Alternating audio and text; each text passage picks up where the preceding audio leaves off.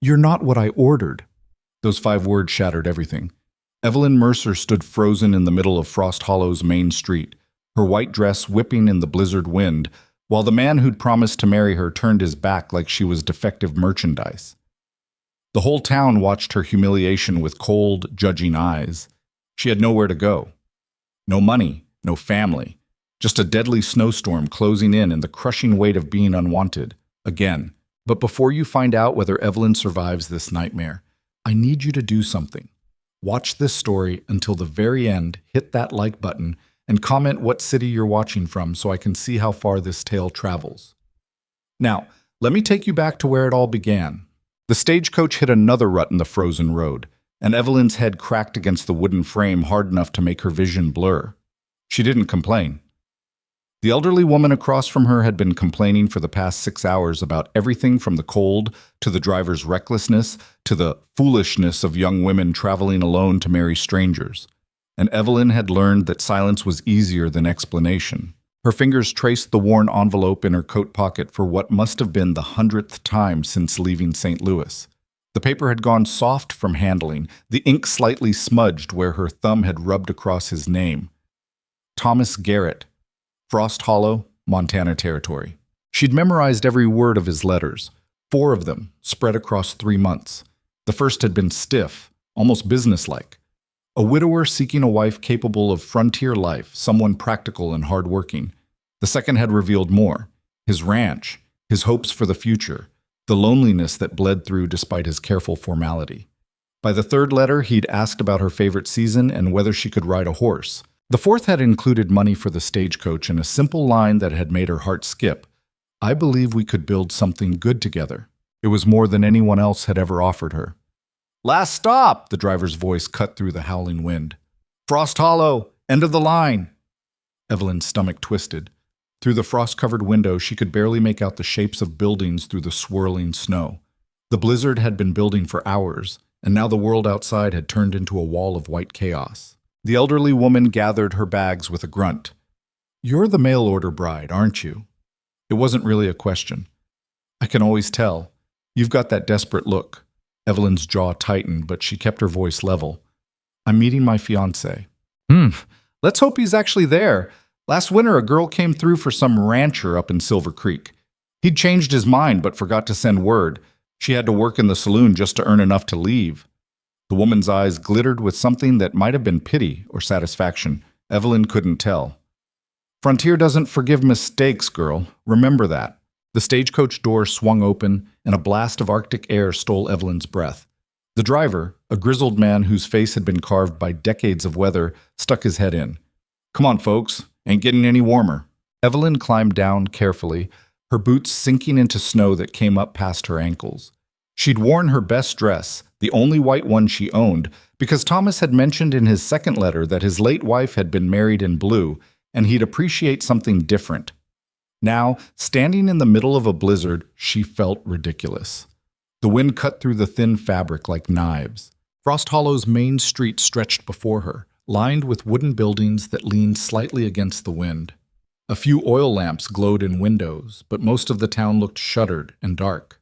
A handful of people had braved the storm, a couple of men outside what looked like a general store, a woman pulling 2 children toward a building marked hotel, and a small cluster of locals standing near the stage office, watching the new arrivals with the kind of bored curiosity that came from limited entertainment.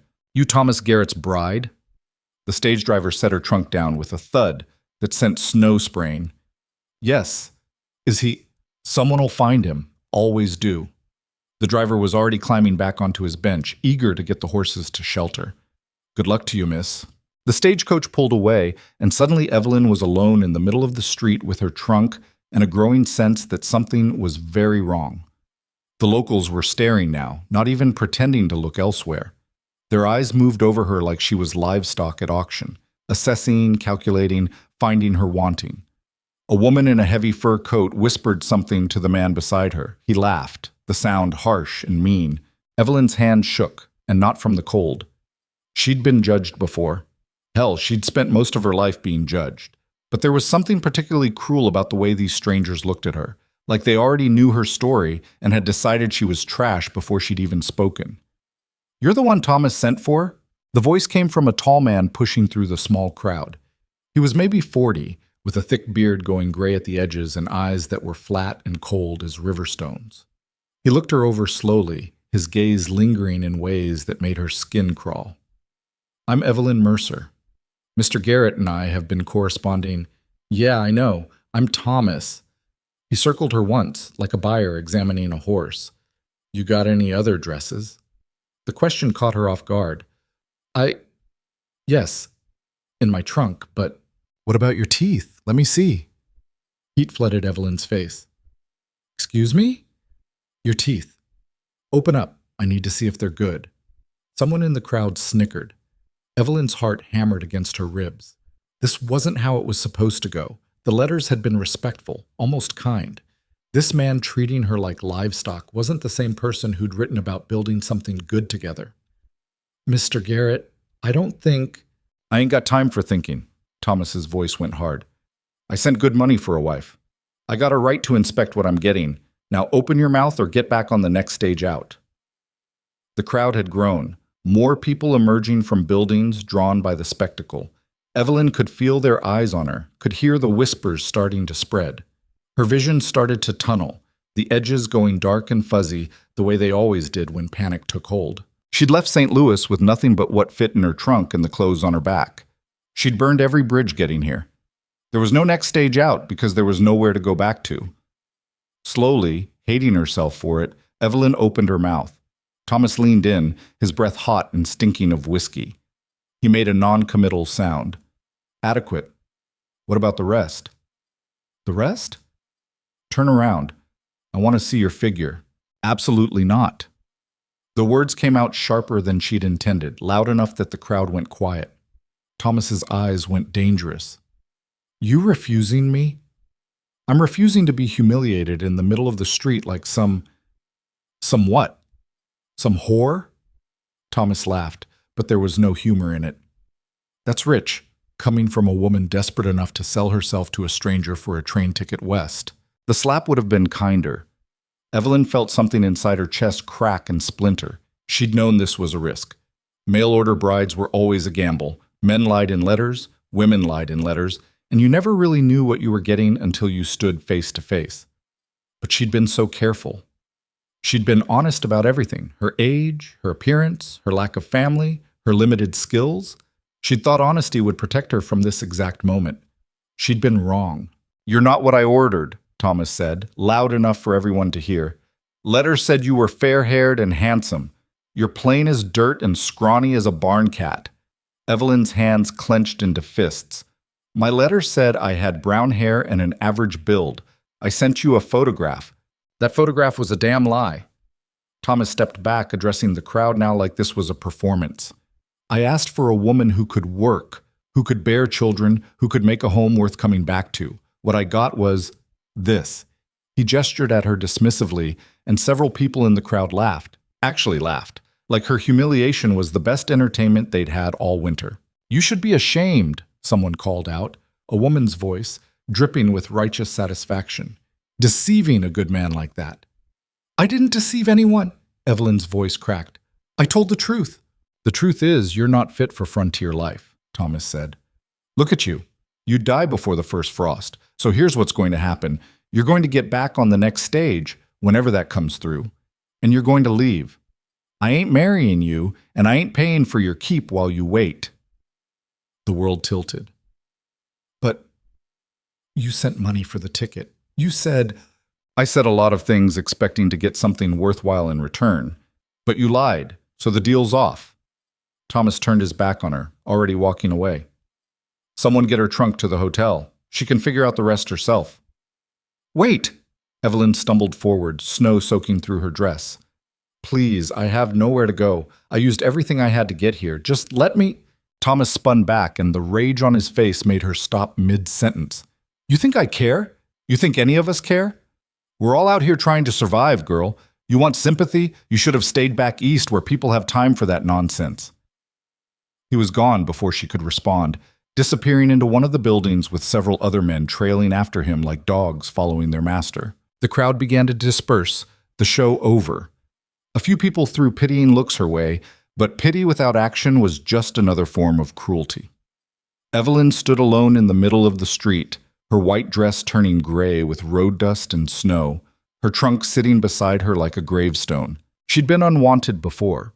Her father had made that clear when he drank himself to death and left her with nothing but debts. The factory foreman in St. Louis had made it clear when he'd fired her for rejecting his advances. The boarding house owner had made it clear when she'd evicted Evelyn for being 3 days late on rent. But somehow, this felt worse, because for a brief, foolish moment she'd let herself hope. The wind picked up, howling between buildings like something alive and hungry. The temperature was dropping fast. Evelyn's fingers had gone numb inside her thin gloves, and she couldn't feel her toes anymore. If she stayed out here much longer, she'd freeze. The hotel door was 10 yards away. She could see warm light spilling from its windows. But even if she made it inside, what then?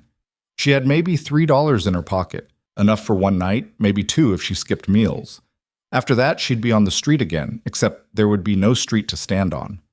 Just snow and cold, and the slow, quiet death that came to people who ran out of options in places like this.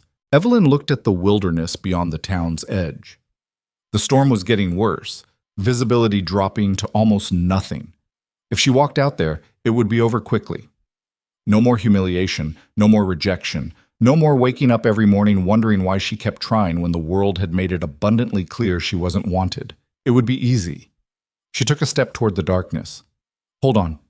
The voice was quiet, almost lost in the wind. Evelyn turned. A man stood a few feet away, snow gathering on his broad shoulders. He was tall, taller than Thomas, with dark hair that needed cutting and a face that looked like it had forgotten how to smile a long time ago. His clothes were work-worn but clean, his coat patched in several places but serviceable. He wasn't handsome in any traditional sense. His features were too rough, too weathered by hard living. But his eyes weren't cruel. That alone made him different from everyone else in this godforsaken town. "You don't want to go out there," he said, nodding toward the storm. "You won't make it a quarter mile." Evelyn's laugh came out bitter and sharp. "And you care because—" The man hesitated, like he was trying to remember why he'd spoken up at all. "Because freezing to death is a bad way to go. Painful. Takes longer than you'd think." "Sounds like you're speaking from experience." "Almost." He shifted his weight, clearly uncomfortable with the conversation. "Look, I don't know your situation, but my situation is I'm stranded in the middle of nowhere with no money, no prospects, and no way out. There, caught up." Evelyn grabbed her trunk handle, though she had no idea where she planned to drag it. "Thanks for the concern, but I'll figure it out." She made it 3 steps before her numb fingers lost their grip and the trunk crashed back into the snow. Her eyes burned, but she'd be damned if she cried in front of another stranger. "I've got space." Evelyn looked up sharply. The man was still standing there, looking like he regretted every word but was going to say them anyway. "What?" "Space, at my ranch. It's about 5 miles outside town." He spoke slowly, like each word was being dragged out against his better judgment. "I need help with the animals through winter. You work, you eat, and sleep warm. Come spring, if you want to leave, I'll pay stage fare wherever you want to go." It was the most transparent trap Evelyn had ever heard. She might have been desperate, but she wasn't stupid. "Right. And what exactly do you expect in return for this generous offer?" The man's jaw tightened. "Work. That's it." "Men don't offer shelter to strange women out of the goodness of their hearts. Not out here." "Most men don't." He met her eyes steadily. "But I'm not most men, and I'm not Thomas Garrett. You want to freeze out here? That's your choice. But you want to survive winter? You can come with me. No strings. I give you my word." "The word of a stranger is worth exactly nothing." "Then come armed." He gestured toward her trunk. "I'm sure you've got something in there that could kill a man if you needed to. Keep it close. Use it if I give you a reason." Evelyn studied him, trying to find the angle, the hidden intention, but his face gave away nothing except exhaustion and a kind of resignation that looked bone deep. "Why?" she asked finally. "Why would you help me?" The man looked away, toward the storm. When he spoke, his voice was so quiet she almost didn't hear it. "Because nobody helped my wife when she needed it. She died alone and I wasn't there." He turned back to Evelyn. "Maybe this evens the scales a little. Maybe it doesn't. Either way, offer stands for the next 5 minutes. After that, I'm heading home before the storm gets worse. Evelyn's mind raced. Every instinct screamed that this was dangerous, that going anywhere with a strange man was asking for trouble. But staying here was guaranteed death. If not from the cold, then from slow starvation or whatever happened to destitute women in frontier towns when they ran out of options. At least with this stranger, she had a chance. "What's your name?" she asked. Caleb Thornridge. Evelyn Mercer. She straightened her shoulders, trying to summon some dignity from the wreckage of this day. "And I'm a decent shot with a rifle, Mr. Thornridge, just so we're clear." "Good, so am I." Caleb picked up her trunk like it weighed nothing and started walking toward a wagon hitched at the end of the street. "Stay close. Visibility's getting worse." Evelyn followed, her boots crunching through snow that was already covering her earlier footprints. Behind her, Frost Hollow's lights flickered and faded into the storm. Ahead, there was only darkness and the solid shape of a man who might be her salvation or her doom. She'd find out soon enough. The wagon ride was hell. Wind screamed across the open prairie, driving snow into every exposed inch of skin until Evelyn's face felt flayed raw. Caleb had offered her a heavy blanket and positioned her on the lee side of the wagon to block the worst of it, but the cold still seeped through everything. She kept her hand in her pocket, wrapped around the small folding knife she'd carried since St. Louis. It wasn't much, but it was sharp, and it made her feel slightly less helpless. Caleb didn't try to talk. He kept his attention on the road, or where the road should have been, since visibility had dropped to almost nothing. The horses knew the way, moving forward with the steady confidence of animals who'd made this trip 1,000 times. Time lost meaning.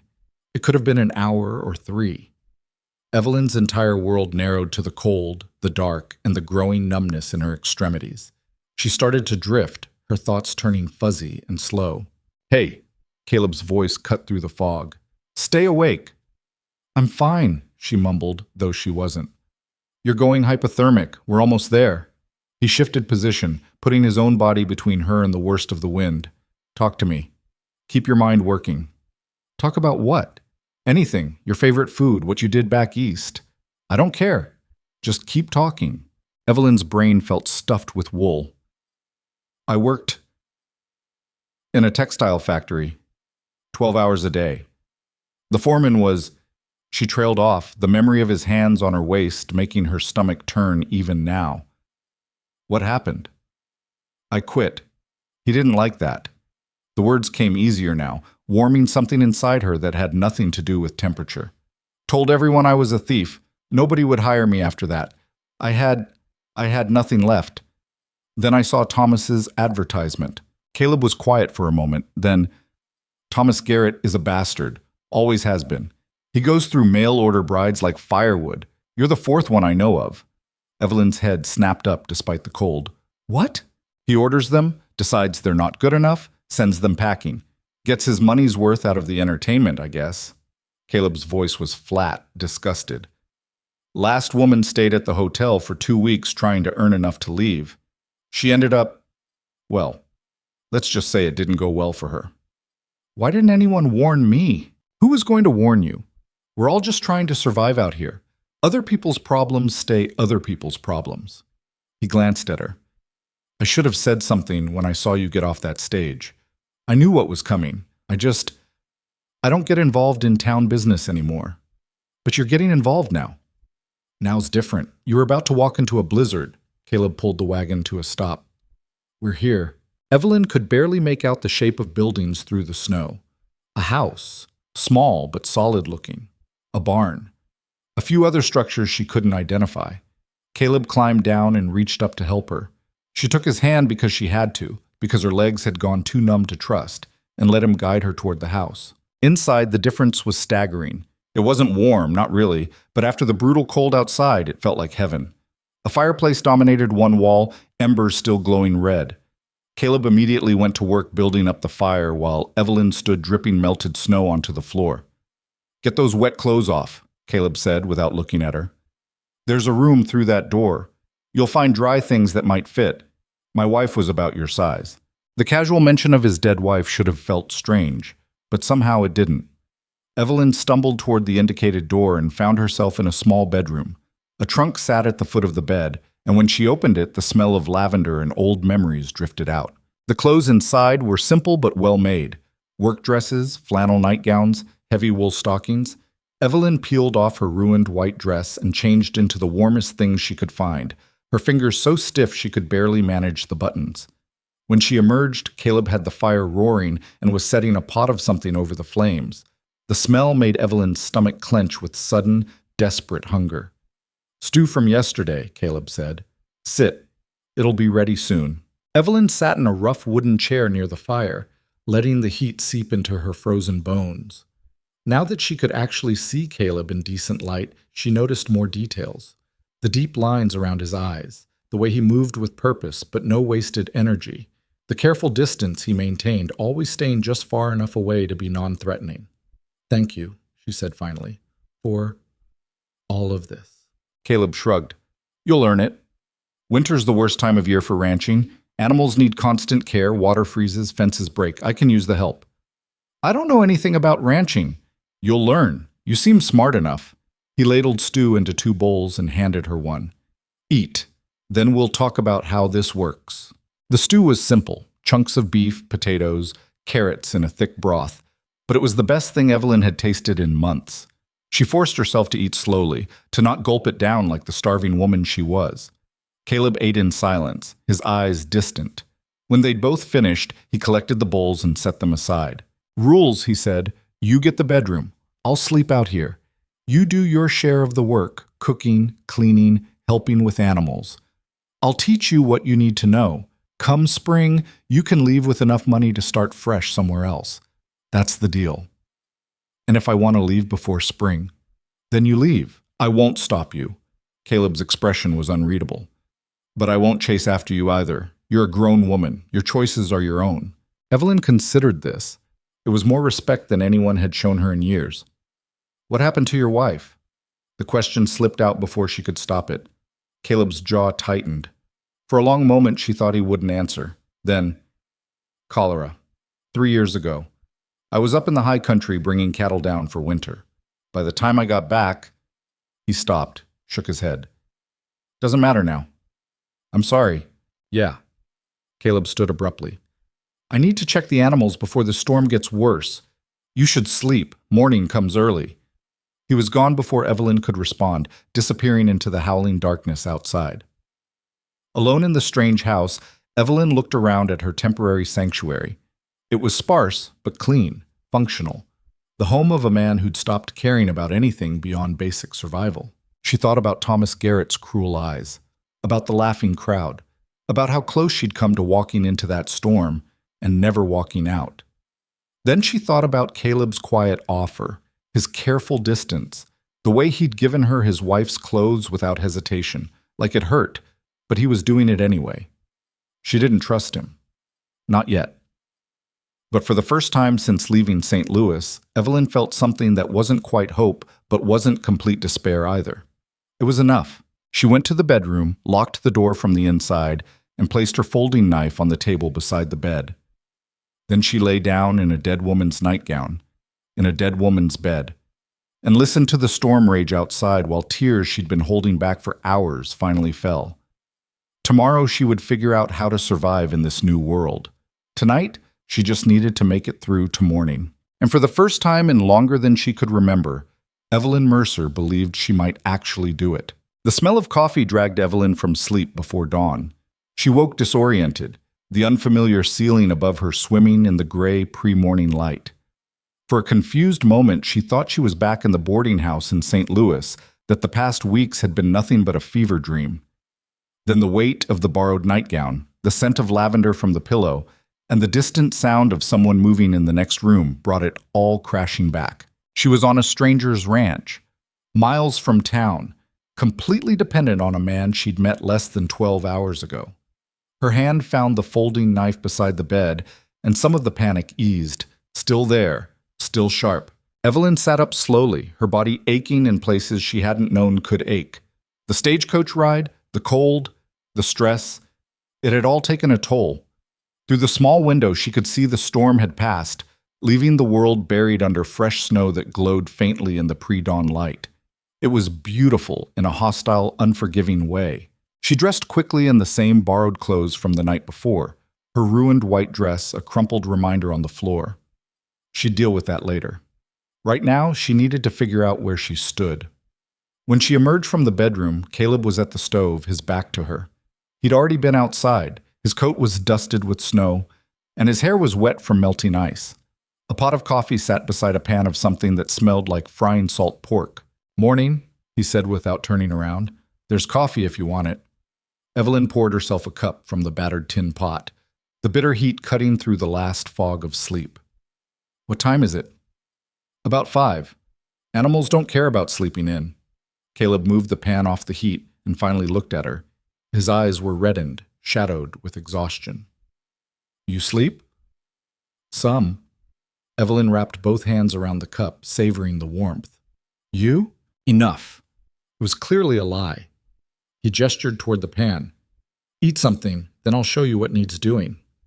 The salt pork was greasy and oversalted, but Evelyn ate it without complaint. Food was food, and she'd learned years ago not to be precious about meals. Caleb ate standing up, his movements efficient and automatic, like a man who'd forgotten how to sit still. "Storm dumped about 8 inches, he said. "Fences on the north pasture are probably buried. I'll need to dig them out, make sure nothing's broken. Chickens need feeding and watering, same with the milk cow. Horses need hay and fresh bedding." Evelyn swallowed. "I don't know how to do any of that." "Then you'll learn today." Caleb rinsed his plate in a bucket of water near the door. "I'm not expecting perfection, just effort." He handed her a coat, thick canvas lined with wool, too big in the shoulders but warm. Outside, the cold hit like a physical blow. Evelyn's breath came out in white clouds, and even with the borrowed coat, the wind found ways to cut through. The ranch was bigger than she'd realized in last night's darkness. The house sat at the center, surrounded by a barn, a chicken coop, a smokehouse, and several other structures she couldn't identify. Beyond that, rail fences stretched away into the white landscape, marking off pastures where dark shapes moved slowly through the snow. Cattle. Dozens of them. "How many?" Evelyn asked. 53 head as of yesterday. Hopefully still 53. Caleb trudged toward the barn, his boots breaking through the snow crust with each step. "Lost 2 last winter to cold.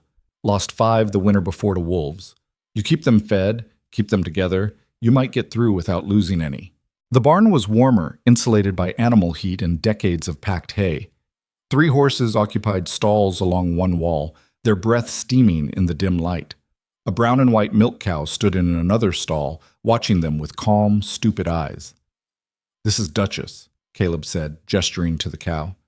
"She's mean as a snake, but she gives good milk. You'll handle her morning and evening." Evelyn stared at the cow. The cow stared back, unmoved. "How do I eat?" "I'll show you."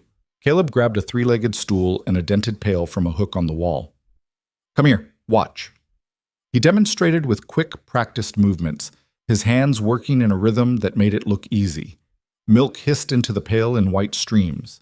Duchess shifted her weight but didn't kick, though her tail lashed irritably. "Your turn." Evelyn sat on the stool, acutely aware of the large animal standing inches from her head. She reached out tentatively, her fingers clumsy on the warm teats. Nothing happened. "You're being too gentle," Caleb said. "She's a cow, not a flower. Firm grip, pull down and squeeze, like this." He guided her hand through the motion once, his fingers rough and work-hardened against hers. Evelyn tried again. A weak stream of milk appeared, then stopped. "Better. Keep going." It took 20 minutes of fumbling before she managed to get a quarter pail of milk, and by then her hands were cramping and Duchess was making noises that sounded threatening. "Good enough for today," Caleb said, taking the pail. "You'll get faster." The chickens were easier. They scattered when Evelyn entered the coop, squawking indignantly as she scattered feed and refilled their water. A few brave ones pecked at her boots. She found 3 eggs in the nesting boxes, still warm from the hens. By the time they'd finished the morning chores, the sun was fully up, turning the snow into a blinding white expanse that hurt to look at. Evelyn's back ached, her hands were raw from the cold despite the gloves Caleb had found for her, and she was sweating under the heavy coat despite the freezing temperature. "Break for breakfast," Caleb said. "Then we'll check the fences." Breakfast was more salt pork, yesterday's biscuits, and eggs fried in grease. They ate in silence. Caleb kept glancing toward the window like he was calculating something, his jaw working on a piece of gristle. "You don't have to do this," Evelyn said finally. He looked at her, confused. "Do what?" "Feed me. House me. Any of it." She set down her fork. "I know you said work for food, but we both know I'm not much help yet. I'm slowing you down. So why bother?" Caleb was quiet for a long moment. When he spoke, his voice was careful, like he was picking through broken glass. "You ever been really alone? Not just lonely, alone." "Yes." "Then you know what it does to you, how it gets inside and changes things." He stood abruptly, taking his plate to the wash bucket. "I'm not doing this because I'm kind. I'm doing it because this place is too quiet, and I'm tired of talking to cattle." It was the most honest thing anyone had said to Evelyn in months.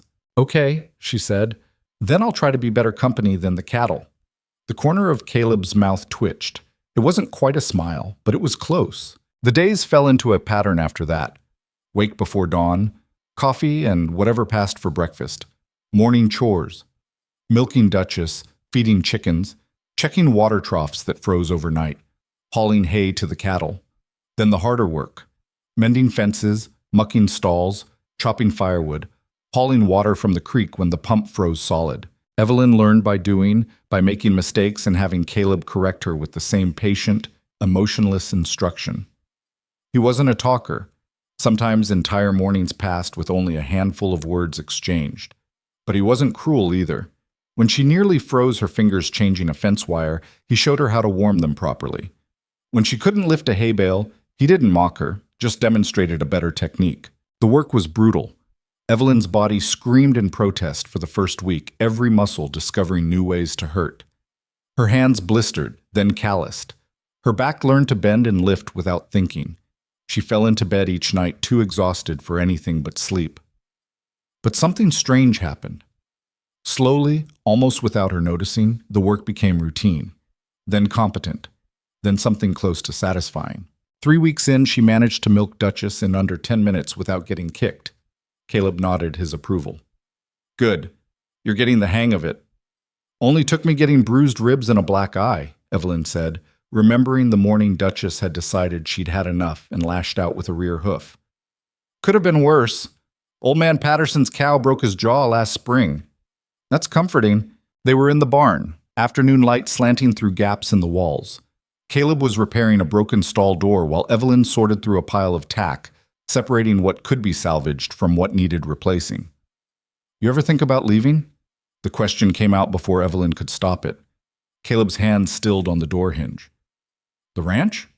Any of it. The frontier, Montana, this whole..." She gestured vaguely at the world beyond the barn walls. "This whole impossible life. Every day." He went back to work, driving a nail with precise strikes. "But I don't know how to be anywhere else anymore. I tried town living after Sarah died. Lasted about 3 months before I couldn't stand it. Too many people, too many questions, too much noise." Sarah. It was the first time he'd said his wife's name out loud. Evelyn kept her eyes on the tack. What was she like? Stubborn. Complained about everything, especially the cold. Caleb's voice went soft with memory. She hated Montana, came from California, never could get used to the winters, but she stayed anyway. Why? Said she loved me more than she hated the snow. He finished with the hinge and tested the door's swing. Turned out that wasn't quite true. The cholera took her in 4 days. At the end, she was so delirious she kept asking for her mother, not me. Her mother, who'd been dead for 10 years. The pain in his voice was old but not healed. Evelyn recognized it, the kind of wound that never really closes, just scabs over enough that you can mostly function around it. I'm sorry, she said, knowing how useless the words were. Yeah, me too. Caleb put his tools away with sharp, angry movements. I should have taken her back to California like she wanted. Should have sold this place and started over somewhere warm. But I was too damn stubborn, too convinced I could make it work here. And then it was too late. He left the barn without another word, his shoulders rigid with tension. Evelyn didn't follow. She'd learned that Caleb needed space when memories got too close. He'd disappear for a few hours, checking fences that didn't need checking or riding out to count cattle he'd counted yesterday. Then he'd come back quiet and closed off, and they'd go back to the careful dance of coexistence they'd established. That night, Caleb made venison stew for dinner. It was good, better than the usual salt pork and beans. He'd even baked bread, something Evelyn hadn't seen him do before. "Special occasion?" she asked. "It's Christmas Eve." Evelyn blinked. She'd completely lost track of the calendar. Days had blurred together into an endless cycle of work and sleep. "I didn't know." "No reason you would. It's just another day out here." Caleb ladled stew into bowls. But Sarah always made a big deal about Christmas. Felt wrong not to acknowledge it somehow. They ate in companionable silence. Outside, fresh snow began to fall, coating the world in another layer of white. "I used to love Christmas," Evelyn said quietly. "When I was little, before my mother died, we'd string popcorn and sing songs, and my father would pretend to be jolly, even though we barely had 2 coins to rub together." "What happened to your father?" "Drank himself to death when I was 15, left me with nothing but debts and his last name." Evelyn stared into her stew. "I tried to keep the house, tried to work enough to pay what he owed, but it wasn't enough. It's never enough." "No," Caleb agreed, "it's not." They finished eating. Caleb pulled out a bottle of whiskey from somewhere and poured them each a small measure in chipped cups. "To absent people," he said, raising his cup. "To absent people," Evelyn echoed. The whiskey burned going down, but it warmed her chest in a way the fire couldn't quite manage. They sat by the hearth, the snow falling steadily outside, and for the first time since arriving at the ranch, Evelyn felt something close to peace. "Can I ask you something?" Caleb said after a while. "Sure." "Why'd you answer Thomas Garrett's advertisement? You seemed smart enough to know it was a gamble." Evelyn considered lying, then decided against it. "Because I was out of options. The factory fired me, the boarding house evicted me, and I had about a week before I'd be sleeping in alleys. A gamble was better than guaranteed failure. You could have gone to a church, found charity work. I tried. They wanted references I didn't have, wanted to know about my moral character." Evelyn's laugh was sharp. "Turns out a woman fired for rejecting her boss's advances doesn't have much moral character in the eyes of charitable ladies." Caleb's expression darkened. "Bastards." "Yeah. So when I saw Thomas's advertisement promising a new start, a home, a partnership," she shrugged. "I knew it might be terrible, but terrible was better than dying slowly in St. Louis. And now you're stuck on a failing ranch with a broken-down rancher in the middle of nowhere." "The ranch isn't failing," Evelyn said. "It's just hard. There's a difference." Caleb looked at her, something shifting in his expression. "You really think that? I've seen failing. This isn't it. You've got healthy cattle, decent land, solid buildings. You're just," she searched for the right word, "treading water, surviving but not thriving." "And what's the difference?" "Hope," Evelyn said simply. "Surviving is about making it through today. Thriving is about believing there's a reason to make it through tomorrow." Caleb stared into the fire, his jaw working. "I haven't had much hope in a while." "I know, I can tell." Evelyn finished her whiskey and set the cup aside. "But you pulled me out of that storm. You gave me a chance when you didn't have to. That's not the action of a man completely without hope. Maybe I'm just stubborn. Maybe. Or maybe you are not as broken as you think you are." The silence that followed was different than before, charged with something neither of them was quite ready to name. Caleb cleared his throat and stood abruptly. "I should check on the horses before bed. It's snowing pretty hard." "I'll manage." He grabbed his coat and disappeared into the night, leaving Evelyn alone with the fire and her thoughts. She knew what was happening, had felt it creeping up on her over the past weeks like frost spreading across a window. The way she'd started noticing the strength in Caleb's shoulders when he lifted hay bales, the way his rare smiles made something warm bloom in her chest, the way she felt safer here, in the middle of nowhere with a near stranger, than she'd felt anywhere in years. It was dangerous, stupid even. She'd come to Montana running from one disaster and had barely survived another. Getting tangled up emotionally with Caleb Thornridge was asking for a third catastrophe she might not walk away from. But knowing something was stupid and stopping yourself from feeling it were two entirely different things. January bled into February with more snow, more cold, more endless work. But something had shifted between them after Christmas. Conversations happened more often. Caleb started teaching her things beyond basic ranch work, how to read weather patterns in the clouds, how to spot a sick animal before symptoms showed, the best way to sharpen a knife so it held an edge. Evelyn, in turn, took over more of the cooking. She wasn't a great cook, but she was better than Caleb, and the variety of meals improved noticeably. She also started cleaning the house properly, scrubbing away years of bachelor neglect until the windows were clear and the floors were visible. "You don't have to do all this," Caleb said one evening, watching her attack cobwebs in the corners with a broom. "I know, but it makes the place feel less like a tomb." He didn't argue after that. One afternoon in mid-February, Caleb came back from checking the north pasture with blood on his hands and murder in his eyes. "Wolves," he said shortly. "Got one of the yearling calves. Maybe more."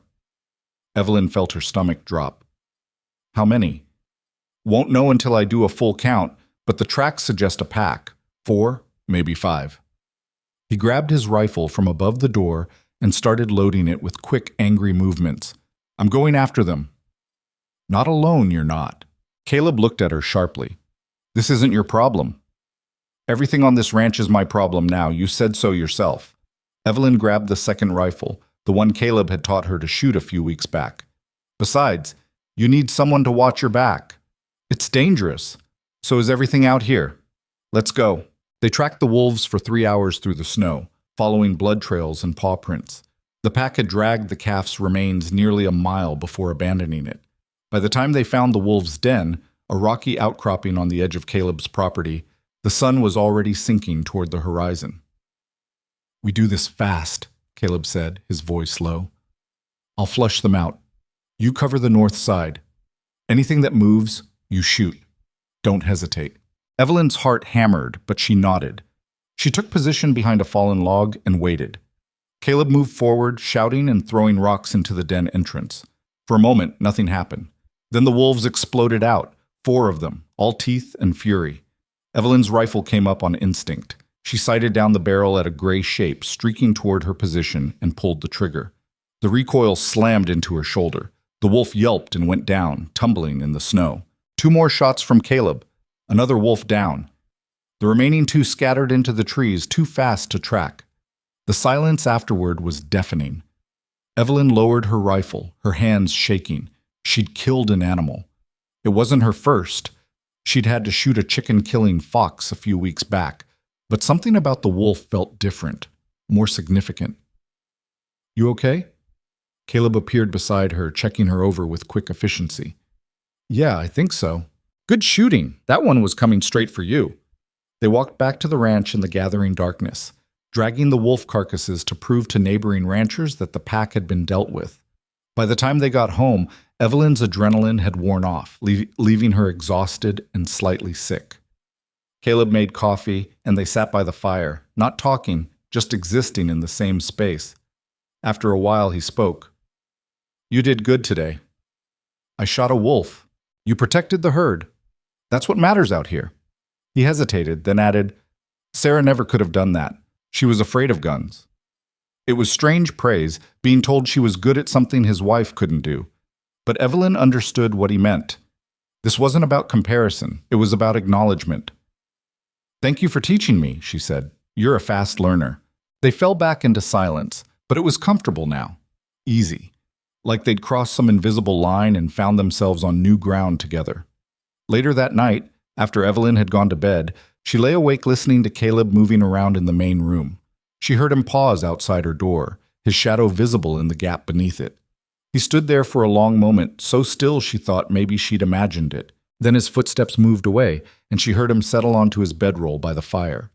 Evelyn stared at the ceiling, her heart doing complicated things she didn't want to examine too closely.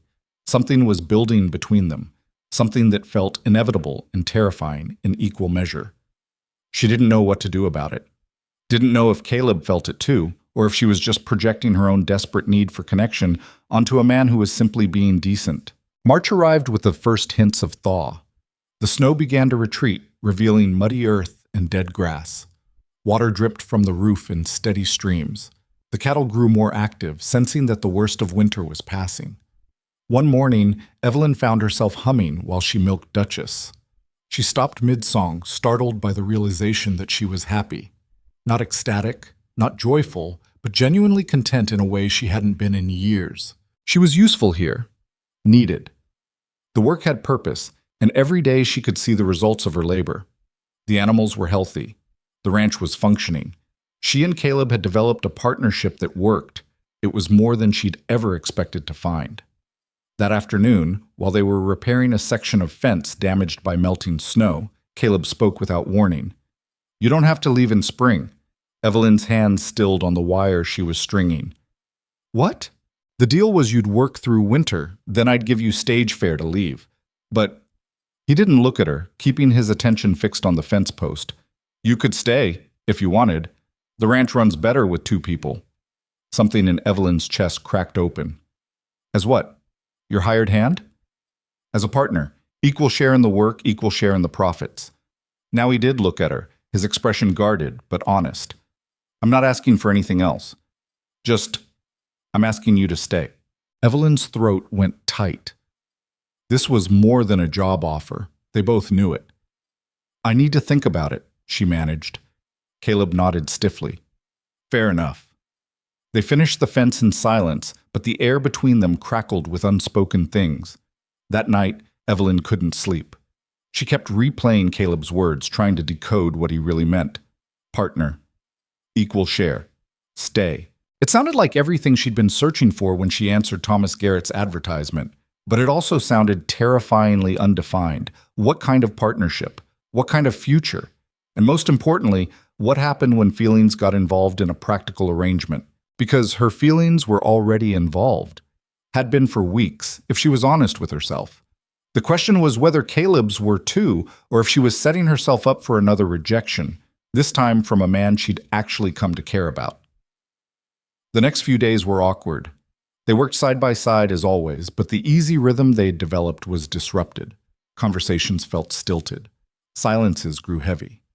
Finally, a week after his offer, Evelyn couldn't take it anymore. "What are we doing?" she asked over dinner. Caleb looked up from his plate, confused. "Eating?" "No, I mean us. This." She gestured between them. "You asked me to stay, but you won't tell me what that means. Are we business partners? Are we—" She trailed off, unable to finish the question. Caleb set down his fork carefully. "What do you want us to be?" "I don't know. That's the problem." Evelyn stood abruptly, unable to sit still. "I came here with nothing. You gave me shelter, work, a reason to keep going. And somewhere along the way, it became more than that, at least for me. But I don't know if you feel the same, or if I'm just a convenient solution to your loneliness, or it's more." The word stopped her mid-sentence. Caleb stood too, his movements deliberate. "For me too. It's more." Evelyn's heart hammered. "Then why won't you say it?" "Because I don't know how." His voice rose, frustration breaking through his usual calm. "I don't know how to do this. Sarah and we were young and stupid and in love before we knew what any of those things meant. But you—" He ran a hand through his hair, looking lost. "You're different. This is different. And I'm terrified I'm going to mess it up." The honesty in his voice made Evelyn's eyes burn. She crossed the space between them before she could second-guess herself. "I'm terrified too," she said quietly. "I'm terrified you'll realize I'm not worth the trouble. That come spring, you'll regret asking me to stay. That I'll wake up one morning and you'll look at me the way Thomas Garrett did, like I'm not what you wanted." Caleb's hand came up, cupping her face with surprising gentleness. "You're not what I wanted. You're what I needed. There's a difference." Then he kissed her. It wasn't smooth or practiced. Their noses bumped, and Evelyn's heart was racing so hard she felt dizzy. But his lips were warm, and his hand was steady on her face, and for the first time since stepping off that stagecoach in Frost Hollow, Evelyn felt like she'd found solid ground. When they pulled apart, Caleb rested his forehead against hers. "Stay," he said again, and this time it wasn't a business proposition. "Okay," Evelyn whispered. "I'll stay." But saying yes didn't make everything simple. It never did. The kiss changed things between them in ways both obvious and subtle. Caleb touched her more now, Small gestures like his hand on her back when they walked to the barn, fingers brushing hers when he passed her the coffee pot. But with the new closeness came a new tension, like they were both waiting for the other shoe to drop. Evelyn caught herself overthinking everything. When she laughed at something Caleb said, was it too loud? When she cooked dinner, was she trying too hard? Every interaction felt weighted with meaning she couldn't quite decipher. And Caleb pulled back in ways she didn't expect. He'd kiss her goodnight, then disappear into his bedroll by the fire, instead of suggesting she didn't have to sleep alone anymore.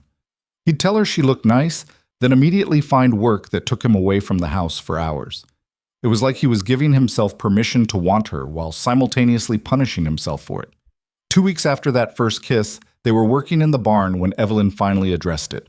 "Did I do something wrong?" Caleb looked up from the bridle he was mending, genuinely confused. "What?" "You kiss me like you mean it, then act like you can barely stand to be in the same room. So either I'm missing something, or you're already regretting asking me to stay." He set down the bridle carefully. "I don't regret it." "Then what's going on? Because this half-in, half-out thing is driving me crazy." Caleb was quiet for so long she thought he wasn't going to answer. Then he stood and walked to the barn door, staring out at the muddy pasture beyond. "Sarah's been gone 3 years," he said finally. "And for 3 years, I've been fine with that.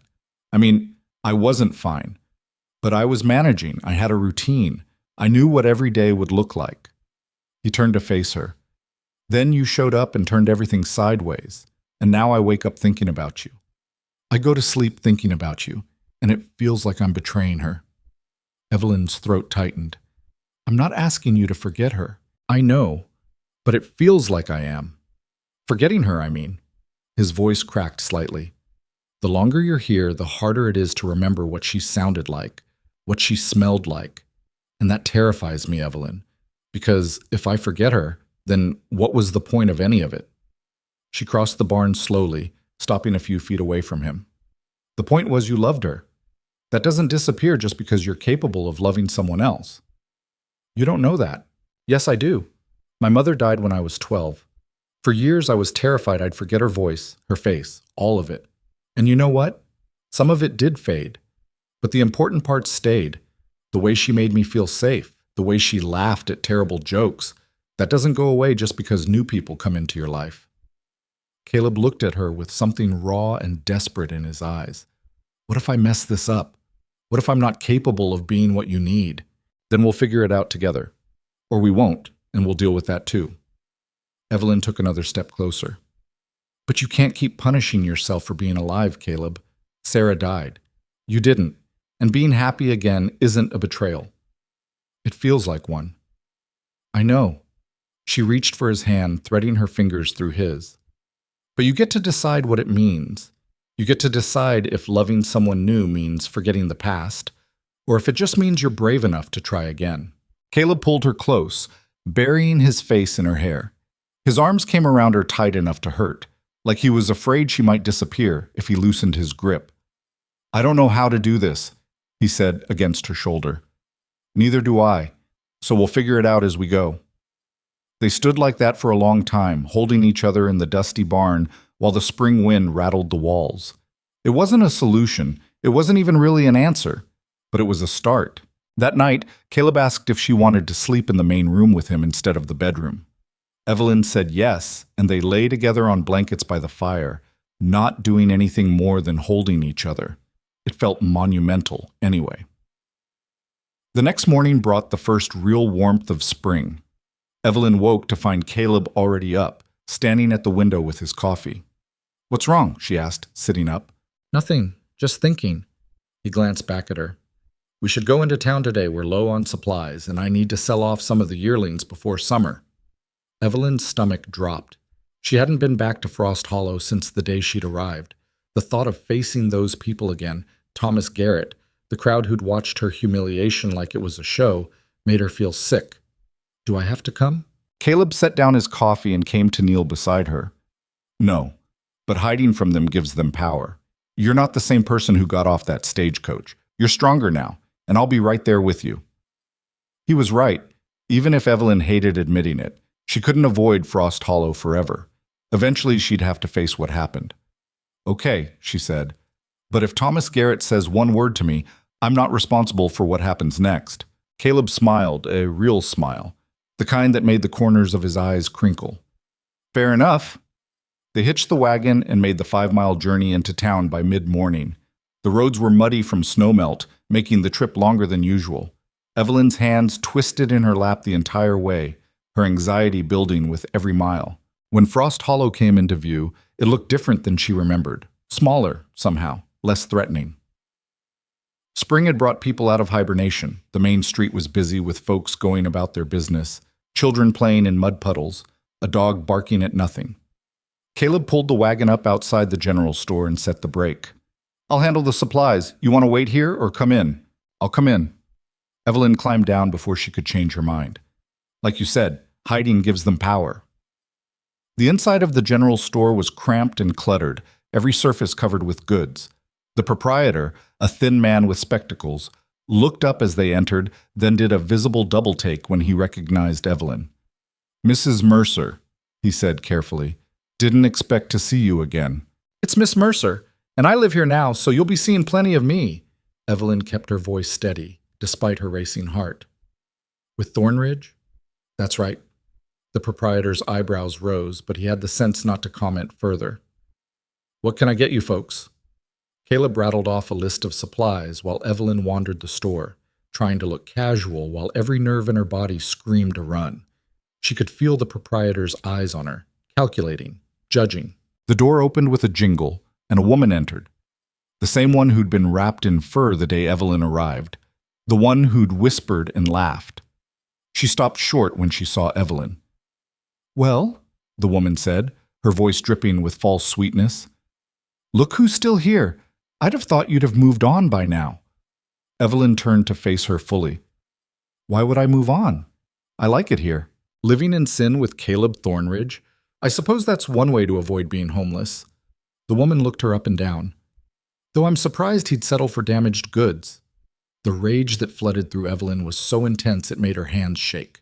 Before she could respond, Caleb was there, stepping between them. Mrs. Patterson, he said, his voice cold as January ice. I'd suggest you keep your opinions to yourself unless you want your husband to know about your frequent visits to the hotel when he's out of town.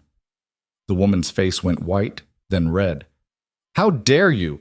Opa, wow. I dare because I'm tired of watching you tear down everyone around you to make yourself feel important. Caleb's voice never rose, but there was steel in it. Evelyn's worth 10 of you on your best day. Now get your gossip and get out. Mrs. Patterson grabbed a spool of thread from the counter and fled, slamming the door hard enough to make the windows rattle. The proprietor coughed awkwardly. That'll be $4.30 for the supplies, Thornridge. Caleb paid without a word, and they loaded everything into the wagon in tense silence. It wasn't until they were back on the road that Evelyn spoke. You didn't have to do that. Yes, I did. She had no right. I know she didn't, but I could have handled it. Evelyn looked at him. I'm not fragile, Caleb. I don't need you to fight my battles. I know you're not fragile, but that doesn't mean you have to face everything alone. He kept his eyes on the road. I'm on your side. That means something. Evelyn felt her anger drain away, replaced by something warmer. It does. Thank you. They rode in silence for a while, the wagon creaking over ruts. Then Caleb spoke again, hesitant. What Mrs. Patterson said about living in sin, does that bother you? People have been talking about me my whole life. Why start caring now? Because there's a way to make them stop talking. Evelyn looked at him sharply. What do you mean? Caleb pulled the wagon to a stop, turning to face her fully. I mean, we could get married. Make it official, then they'd have nothing to say. The world seemed to tilt. Are you proposing to me? He stopped, rubbed his face. I don't know, maybe? I'm doing this badly. Yeah, you really are. But Evelyn was smiling despite herself. Is this what you want, or are you just trying to protect my reputation? Both? Caleb looked genuinely confused by his own feelings. I don't know anymore. A few months ago, I would have said I'd never marry again, but now... He reached for her hand. Now I can't imagine you not being here. And if making it legal means the town gossips leave you alone, then I'm all for it. That's possibly the least romantic proposal in history. I know. I'm sorry. I'm terrible at this. Evelyn studied his face, the deep lines around his eyes, the gray starting to thread through his hair at the temples, the earnest confusion that made him look younger than his years. He was a mess of contradictions. Gruff, but gentle. Closed off, but capable of surprising vulnerability. Still grieving his first wife while trying to figure out how to love again. He was also the first person in years who'd looked at Evelyn and seen something worth keeping. Ask me properly, she said. Caleb blinked. What? If you're going to propose, do it properly. Not because of gossip or practicality, because you want to. He climbed down from the wagon and came around to her side, helping her down. Then, to her complete shock, he dropped to one knee in the muddy road. Evelyn Mercer, he said, looking up at her with those serious gray eyes. I'm not good with words, and I'm probably going to mess this up more often than I get it right. But I want you here. Not as a hired hand, not as a temporary solution. As my wife. As my partner. As... He paused, searching for words. As the person I wake up for. Will you marry me? Evelyn's eyes burned. It wasn't flowery or polished, but it was honest and it was real, and it was more than she'd ever expected to have. Yes, she said. Yes, I'll marry you. Caleb stood and kissed her right there in the middle of the muddy road, and for a moment, everything else fell away. There was no past, no grief, no uncertainty, just the two of them and the fragile, terrifying hope of a future together. But hope, Evelyn was learning, was a dangerous thing to hold on to. They set a date for early May, just enough time to get the necessary paperwork and have the ceremony without it feeling rushed. Caleb wanted to do it quietly, just the two of them and whoever could legally officiate. Evelyn agreed, having no desire for a big production. The weeks leading up to the wedding were strange. Good strange, mostly. They fell into an easy domesticity that felt almost surreal after the intensity of winter. Caleb taught her to ride properly, and they'd spend evenings checking the herd together.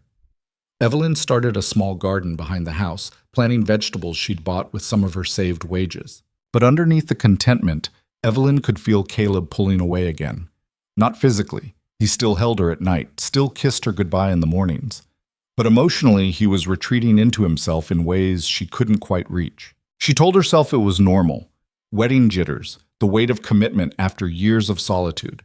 But a small, vicious voice in her head whispered that maybe he was having second thoughts. Maybe the reality of replacing Sarah was hitting him harder than he'd expected. 3 days before the wedding, Evelyn found him in the barn at midnight, sitting in the dark with a bottle of whiskey. Caleb? He didn't respond, didn't even look at her. Evelyn sat down beside him on the hay bale, taking in his hunched shoulders and the half-empty bottle. Talk to me. I can't do this. The words hit like a physical blow. Can't do what? Get married, move forward, any of it. His voice was flat, emotionless in a way that was somehow worse than anger. I thought I could. I convinced myself I was ready, but I'm not. Evelyn's chest tightened until she could barely breathe. What changed? I found her wedding ring today. Sarah's. It was in a box of her things I'd packed away. I'd forgotten about it. He finally looked at Evelyn, and his eyes were devastated. I held it, and I couldn't remember what her hands looked like wearing it. I couldn't remember Evelyn, and I realized I'm forgetting her. Actually forgetting her. And if I marry you, I'll forget her completely. That's not how it works. You don't know that. His voice cracked. You don't know that 3 years from now I won't wake up and barely remember she existed. And I can't. He broke off, his breathing ragged. I can't let her go like that. I can't betray her like that. Evelyn felt something inside her chest shatter. So what are you saying?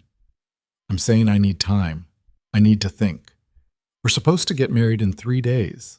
I know, and I'm sorry. But I can't stand at that altar and make promises I don't know if I can keep. The rational part of Evelyn knew he was scared, that this was grief talking, that she should be patient and understanding. But the part of her that had been rejected and abandoned too many times to count heard something different. She heard him choosing a ghost over her, choosing the past over any possible future. You asked me to stay, she said, her voice shaking. You asked me to marry you. You said you couldn't imagine me not being here. I meant it when I said it. But you don't mean it now. Caleb looked away. I don't know what I mean anymore. Evelyn stood abruptly, rage and heartbreak warring inside her. You know what your problem is, Caleb? You're so busy mourning what you lost that you can't see what's right in front of you. I'm here. I'm real. I love you. But I can't compete with a memory. I'm not asking you to compete. Yes, you are. Every time you pull away, every time you retreat into the past, you're asking me to wait patiently while you decide if I'm worth choosing. And I'm tired of it. I'm tired of being second best. I'm tired of wondering when you're going to decide I'm not enough. That's not fair. None of this is fair. Evelyn's voice rose. It's not fair that Sarah died. It's not fair that you're still grieving, but it's also not fair to ask me to build a life with you when half of you is still buried with her. Caleb stood too, his own anger finally breaking through. What do you want from me? You want me to just forget 3 years of marriage, pretend it never happened? I want you to decide if you're capable of letting someone else in. I want you to stop treating loving me like it's a betrayal. Evelyn's eyes burned with unshed tears. I deserve someone who's all in, Caleb, not someone who's going to wake up one day and resent me for not being someone else. I would never. You already do. You look at me sometimes like you're trying to figure out why I'm here instead of her, like I'm a poor substitution you're making the best of. That's not true, isn't it? Evelyn grabbed her coat from the hook by the barn door. You need time? Fine. Take all the time you need, but I'm not waiting around while you figure out if I'm worth the trouble. Where are you going? Somewhere you won't have to feel guilty about loving me. She was halfway to the house before Caleb caught up to her, grabbing her arm. Don't do this. Don't leave. Evelyn yanked her arm free. Why not? You're already gone. Your body's here, but the rest of you is living 3 years in the past. At least if I leave physically, it'll match reality. I said I need time, not that I wanted you to leave. Well, you can't have it both ways. Evelyn's voice broke.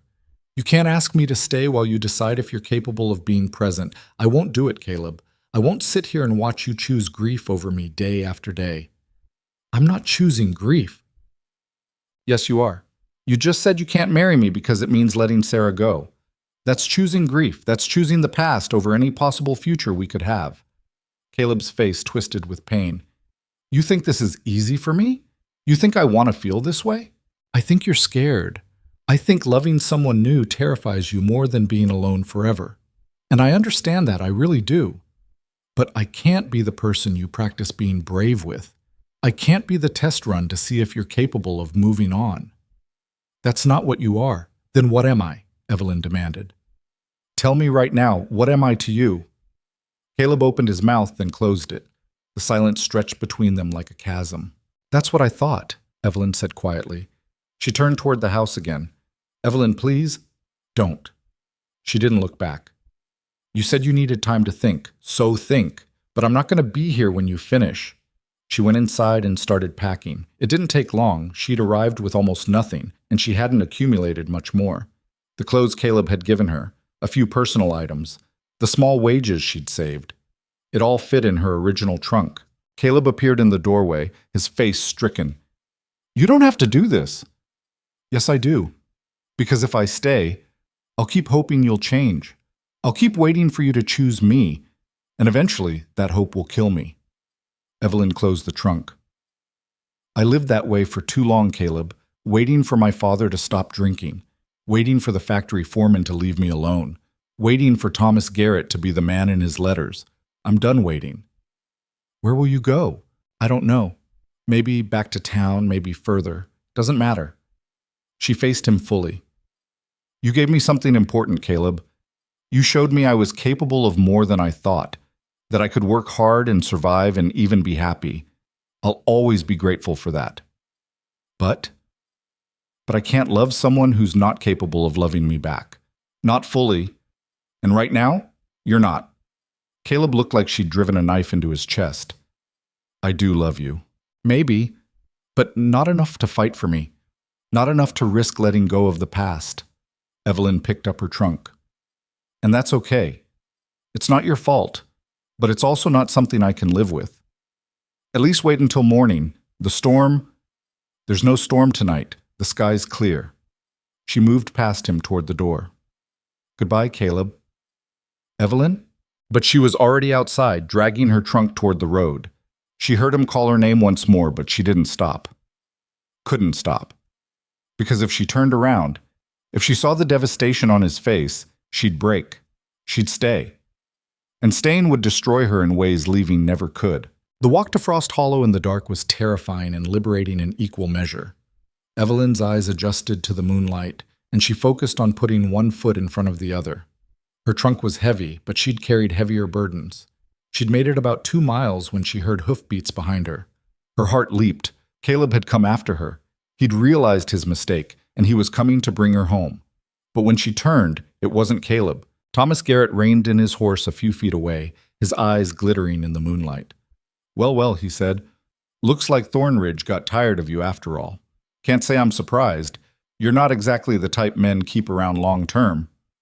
Evelyn's hand went to her pocket, finding the folding knife. "Leave me alone, Thomas. That's no way to talk to someone who might be willing to help you. Again." He climbed down from his horse, moving closer. "You're alone on a dark road with nowhere to go. I'm offering you a ride back to town. Seems neighborly." "I'd rather walk." "Suit yourself. But you know what they say about women alone at night. Bad things happen." There was a threat in his words, thinly veiled. Evelyn's grip tightened on the knife. "Touch me, and I'll gut you." Thomas laughed. "There's that fire. I always wondered what Thornridge saw in damaged goods like you. But I guess any port in a storm, right?" Evelyn pulled out the knife, flicking it open. "I said leave me alone." "Or what? You'll—" The gunshot split the night. Thomas jumped, his horse rearing.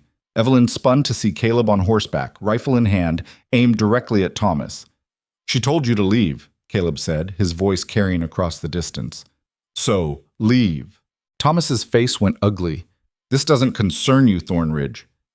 "Everything concerning her concerns me." Caleb urged his horse forward, the rifle never wavering. "Now get on your horse and ride away, or I'll shoot you and save the territory some trouble." For a moment, Evelyn thought Thomas might actually be stupid enough to refuse. But self-preservation won out. He mounted his horse with a sneer.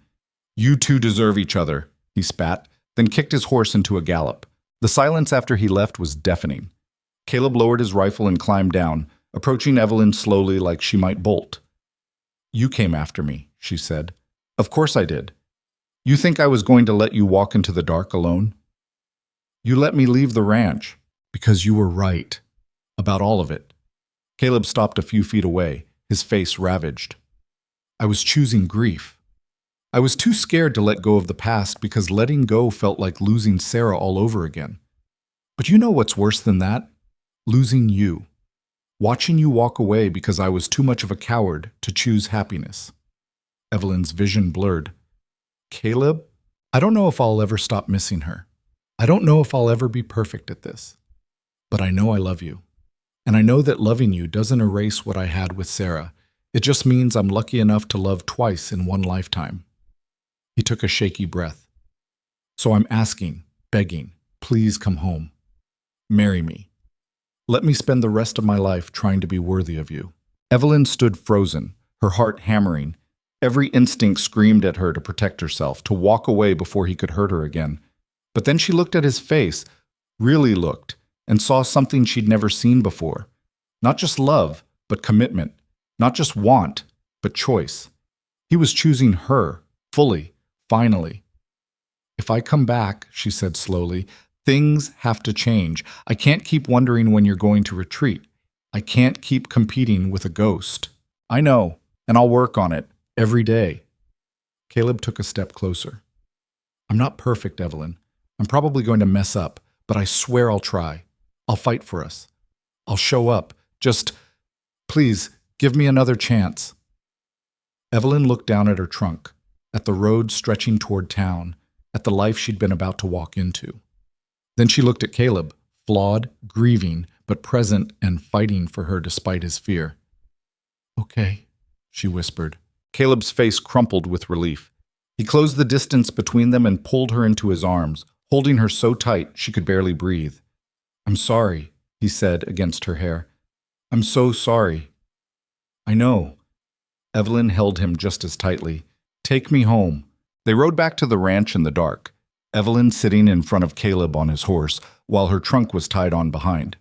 Neither of them spoke, but Caleb's arms stayed wrapped around her the entire way, like he was afraid she might disappear.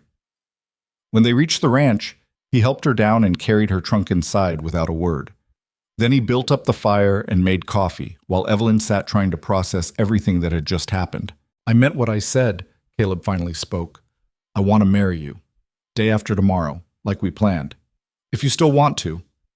Evelyn looked at him, really looked. He was exhausted, his eyes red-rimmed, his shoulders tight with tension. But there was a determination in his expression that hadn't been there before.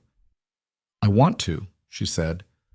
"But we need to talk, really talk. About Sarah, about us, about what we're walking into." Okay? They talked until dawn. About Sarah, who she'd been, what she'd meant to Caleb, the guilt he carried over her death. About Evelyn's fears of abandonment, her history of rejection, her desperate need to feel chosen. About what marriage meant to each of them and what they hoped to build together. It wasn't easy. There were tears, there were raised voices. But they pushed through, and when the sun finally rose, they were still there. Still together. Still fighting for something worth having. 2 days later, Evelyn stood in front of the cracked mirror in the bedroom, trying to make herself presentable for her own wedding. The dress she'd chosen was simple, a pale blue cotton she'd bought with her saved wages during their last trip to town. Not white. She'd worn white once before, and that hadn't exactly worked out well. Her hands shook as she tried to pin up her hair. After 3 failed attempts, she gave up and let it hang loose around her shoulders. It would have to be good enough. Through the thin walls, she could hear Caleb moving around in the main room. He'd been up since before dawn, pacing like a caged animal. She understood the feeling. Her own stomach was twisted into knots so tight she'd barely managed to choke down coffee that morning. They were really doing this. Getting married, binding themselves together legally and permanently, despite all the ways it could go wrong. Evelyn caught her own eyes in the mirror. She looked terrified. She was terrified. But underneath the fear was something else. A stubborn determination that had kept her alive through everything life had thrown at her so far. A soft knock on the door. "You ready?" Caleb's voice, rough with nerves. "As I'll ever be." She opened the door to find him standing there in a clean shirt and his best pants, his hair still damp from washing. He'd shaved for the occasion, and the absence of his usual stubble made him look younger, more vulnerable. "You look beautiful," he said quietly. "You don't have to lie." "I'm not." He reached out, tucking a strand of hair behind her ear. "You do. You always do." Evelyn's throat tightened. "We should go before I lose my nerve." They'd arranged for a simple ceremony at the small church in Frost Hollow. The minister, an elderly man named Reverend Walsh, who'd seen enough frontier hardship to be less judgmental than most, had agreed to perform the service with minimal fuss. No crowd, no spectacle, just the legal binding of 2 people trying to build something from the wreckage of their separate pasts. The wagon ride to town was tense. Caleb kept the horses at a steady pace while Evelyn sat beside him, her hands clenched in her lap. Neither of them spoke. What was there to say that they hadn't already said in the dark hours before dawn? Frost Hollow looked the same as always. Muddy streets, weathered buildings, people going about their business with the grim determination of those who'd chosen hard lives in hard places. A few heads turned as Caleb pulled the wagon up outside the church. Evelyn could feel the weight of curious stares, the whispered speculation. Let them talk. She was done caring what these people thought. Reverend Walsh was waiting inside, along with 2 witnesses he'd recruited from town, a middle-aged couple Evelyn didn't recognize. They looked uncomfortable but willing, which was all that mattered. "Shall we begin?" The Reverend's voice echoed in the small space. Evelyn and Caleb stood before him, neither quite looking at the other. The Reverend opened his book and began the familiar words, the binding promises, the legal declarations, the invocation of permanence and commitment. Evelyn barely heard any of it. Her heart was hammering too loud, her breath coming too shallow. This was it, the moment where she either jumped off the cliff or turned around and walked away. "Do you, Caleb Thornridge, take this woman—" "Wait!" Caleb's voice cut through the Reverend's recitation. Evelyn's stomach dropped. Here it was, the moment he changed his mind. But Caleb turned to face her fully, ignoring the Reverend's confused expression. I need to say something first. Caleb, just let me say it. He took both her hands in his, holding tight. I loved Sarah. I'll probably always love her in the way you love someone who shaped who you are. But she's gone. And I'm here, and you're here. And I don't want to spend the rest of my life looking backward at what I lost instead of forward at what I found. Evelyn's eyes burned. What are you saying? I'm saying I choose you. Not because Sarah's gone and you're convenient. Not because I'm lonely or desperate or trying to replace what I had. I choose you because you're brave and stubborn, and you don't take my brooding seriously. Because you can milk a mean cow and shoot straight, and you make terrible coffee, but I drink it anyway. His voice cracked slightly. I choose you because loving you doesn't feel like settling. It feels like getting lucky a second time. A tear slipped down Evelyn's cheek. Your coffee's worse than mine. Caleb laughed. A real laugh, startled and genuine. Probably true. And you snore. So do you. And you're terrible at talking about your feelings. I'm working on it. He brushed the tear away with his thumb. So what do you say? You still want to marry me? Evelyn looked at him, really looked, at the lines around his eyes that came from squinting into too many sunrises, at the scar on his chin from some long-ago accident he'd never explained, at the calluses on his hands that matched the ones on hers now, at the fear and hope warring in his expression. He wasn't perfect. He was damaged and grieving and probably always would be a little bit broken. But he was here. He was trying. He was choosing her. That was enough. Yeah, she said. I do. The ceremony finished quickly after that. The official words, the signing of papers, the Reverend's declaration that they were legally bound. Caleb kissed her, quick and almost shy, like he wasn't quite sure he had the right despite everything. Outside, the sun was climbing higher, burning off the morning mist. Evelyn was officially Evelyn Thornridge now. The name felt strange in her mouth, foreign but not unwelcome. Mrs. Thornridge. Caleb tested it out, his arm around her waist. Going to take some getting used to. For both of us. They were loading back into the wagon when a familiar voice called out, Thornridge, hold up a minute. Evelyn turned to see a man approaching, older, weathered, with the kind of face that had seen too much to be surprised by anything. She recognized him vaguely from the general store. Sheriff Morrison, Caleb said, his tone carefully neutral. Something I can help you with? Maybe. Got a situation developing you should know about. The sheriff glanced at Evelyn, then back to Caleb. Thomas Garrett's been running his mouth around town, saying some pretty ugly things about your new wife here. Evelyn's stomach clenched. What kind of things? The kind I won't repeat in polite company, but it's getting folks riled up, and Garrett's not the type to just talk. He holds grudges. Caleb's expression went dangerous. If he touches her, he won't. Not directly. Garrett's a coward. But he's got friends, and some of them aren't as smart as he is. Morrison shifted his weight. Just wanted you to be aware. Keep your eyes open. Don't go anywhere alone if you can help it. Appreciated, Sheriff. Morrison tipped his hat and walked away, leaving a cold knot of dread in Evelyn's gut. She'd known Thomas was vindictive. He'd proven that already. But the idea that he might actually do something beyond cruel words hadn't fully registered until now. Hey.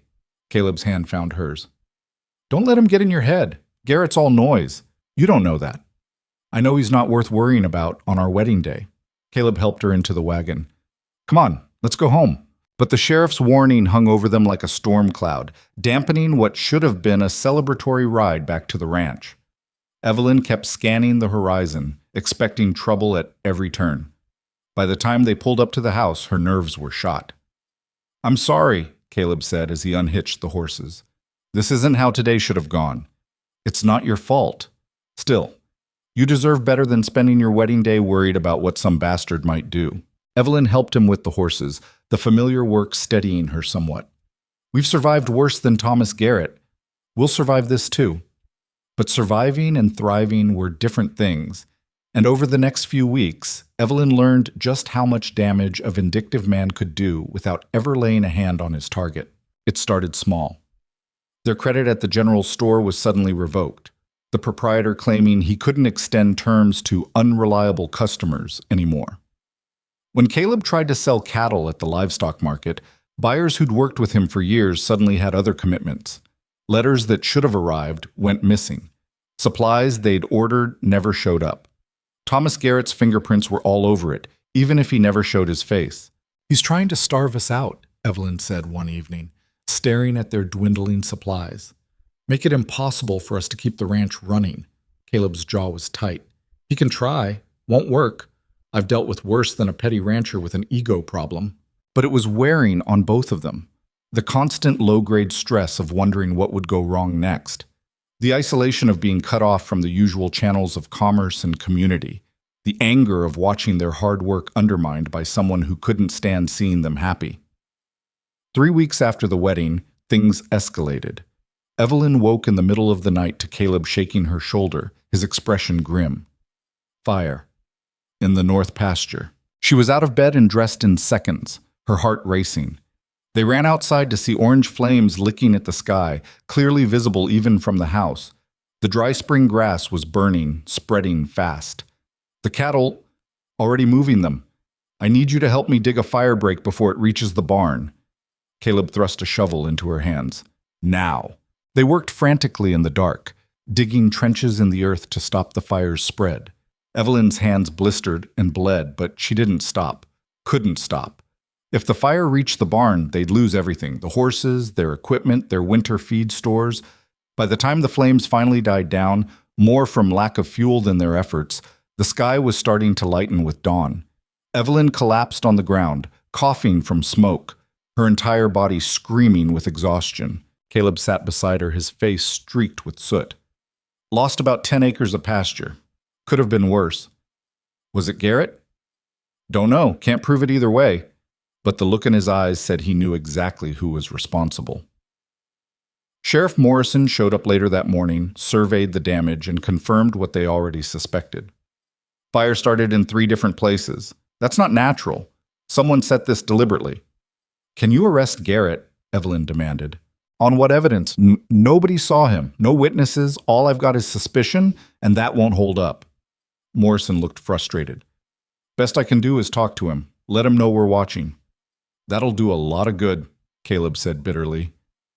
After the sheriff left, Evelyn and Caleb stood in the charred remains of their pasture, the smell of burned grass thick in the air. "We could leave," Evelyn said quietly.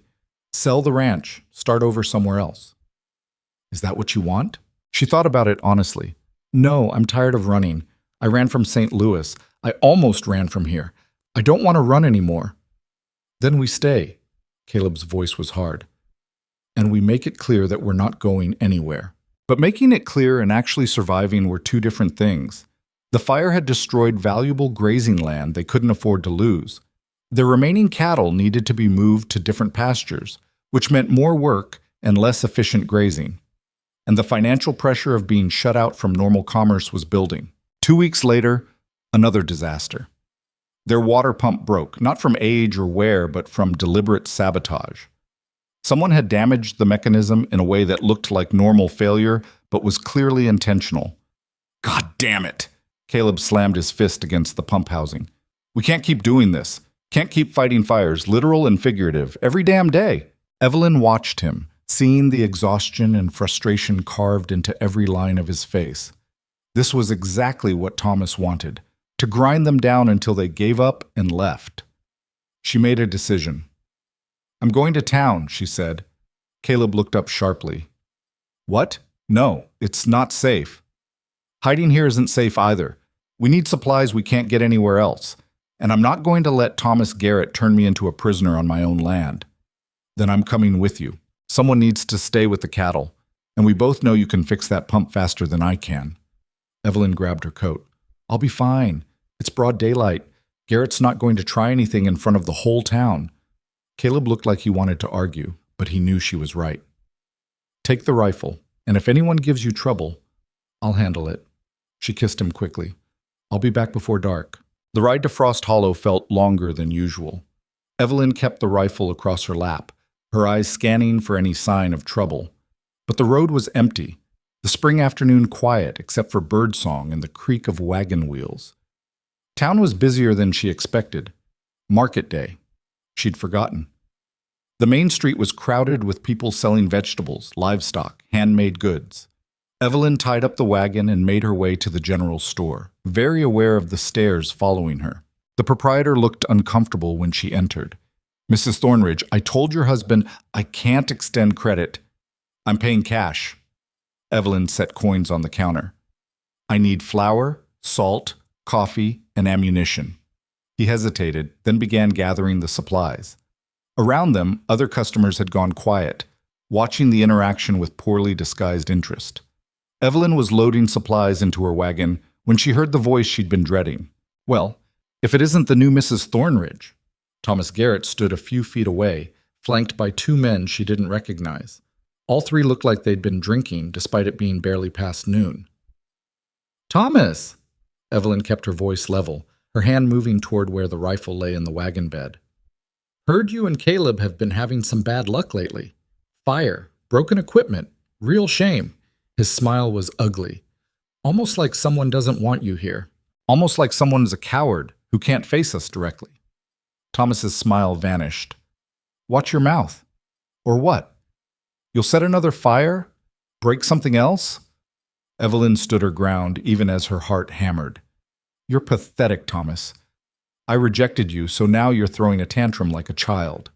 "I didn't reject you. You weren't worth accepting in the first place." "Then why can't you let it go? Why are you so obsessed with destroying what Caleb and I have?" She took a step toward him, anger overriding fear. "Is it because you know you'll never have what we have? That nobody will ever choose you the way I chose him?" Thomas's face went red. "You think you're something special? You're trash. You were trash when you got off that stagecoach, and you're trash now, and everyone in this town knows it." "Maybe, but at least I'm trash someone wanted to keep." The slap came fast, Thomas's hand cracking across her face hard enough to make her vision blur. Evelyn staggered back, tasting blood. The crowd that had been watching gasped. Someone shouted, but before Thomas could advance further, a rifle cocked behind him. "Touch her again and I'll blow your head off." Evelyn looked up to see Mrs. Patterson, the same woman who'd called her damaged goods weeks ago, standing with a shotgun pointed directly at Thomas's back. "This doesn't concern you, Eleanor," Thomas growled. "Like hell it doesn't. This is my town too. And I'm sick of watching you terrorize decent people because you can't handle rejection." Mrs. Patterson's voice was steel. "Now you're going to get on your horse and ride away, and you're going to leave the Thornridges alone, or I'll make sure every woman in this territory knows exactly what kind of man you are." Thomas's friends were already backing away, hands raised. Thomas himself looked between Mrs. Patterson and the growing crowd of townspeople, realizing he'd lost whatever support he'd had. "This isn't over," he spat. "Yeah, it is," said Sheriff Morrison, pushing through the crowd. "Assault in front of 30 witnesses. That's jail time, Garrett, unless you want to leave the territory entirely and never come back." Thomas looked around at the hostile faces surrounding him, and Evelyn saw the moment he realized he'd finally pushed too far. Without another word, he mounted his horse and rode away, his friends scrambling to follow. The crowd dispersed slowly, the excitement over. Mrs. Patterson lowered her shotgun and turned to Evelyn. "You all right, girl?" Evelyn touched her split lip, nodding. "Why did you help me?" "Because I was wrong about you. And because watching Garrett destroy good people while the rest of us did nothing was eating at my conscience." Mrs. Patterson's expression was complicated. "I said some ugly things to you. I'm sorry for that. You called me damaged goods. And I was wrong. You're tougher than half the men in this town, and that Thornridge fellow is lucky to have you." She gestured to Evelyn's wagon. "Need help loading the rest of your supplies?" They worked together in silence, and when Evelyn finally headed back toward the ranch, she had more than she'd come for. Mrs. Patterson had spread the word, and several other townspeople had quietly offered goods, some for credit, some outright gifts. It wasn't forgiveness for how they'd treated her that first day, but it was acknowledgement that she belonged now, that she'd earned her place through sheer, stubborn survival. Caleb was waiting in the yard when she pulled up, looking frantic. "You're late. I was about to come looking for—" He stopped, seeing her split lip. "What happened?" Evelyn climbed down, suddenly exhausted. "Thomas hit me, in front of half the town. Sheriff ran him off. I don't think he'll be bothering us anymore." Caleb's expression went through several emotions in quick succession: rage, fear, relief. Finally, he pulled her into his arms, holding her tight. I should have been there. I handled it. We're okay. She pulled back to look at him. We're going to be okay, Caleb, for real this time. He kissed her gently, careful of her injured lip. Yeah, we are. That night they sat by the fire while Caleb tended to her bruises, and Evelyn recounted everything that had happened. When she got to the part about Mrs. Patterson defending her, Caleb actually smiled. Never thought I'd see the day Eleanor Patterson stood up for anyone but herself. People surprise you sometimes. Yeah. He stroked her hair absently. They do. Evelyn leaned against him, feeling the solid warmth of his body, the steady rhythm of his breathing. They'd survived. Both of them, together. Through rejection and grief and sabotage and violence, and they were still here, still fighting for the life they'd chosen.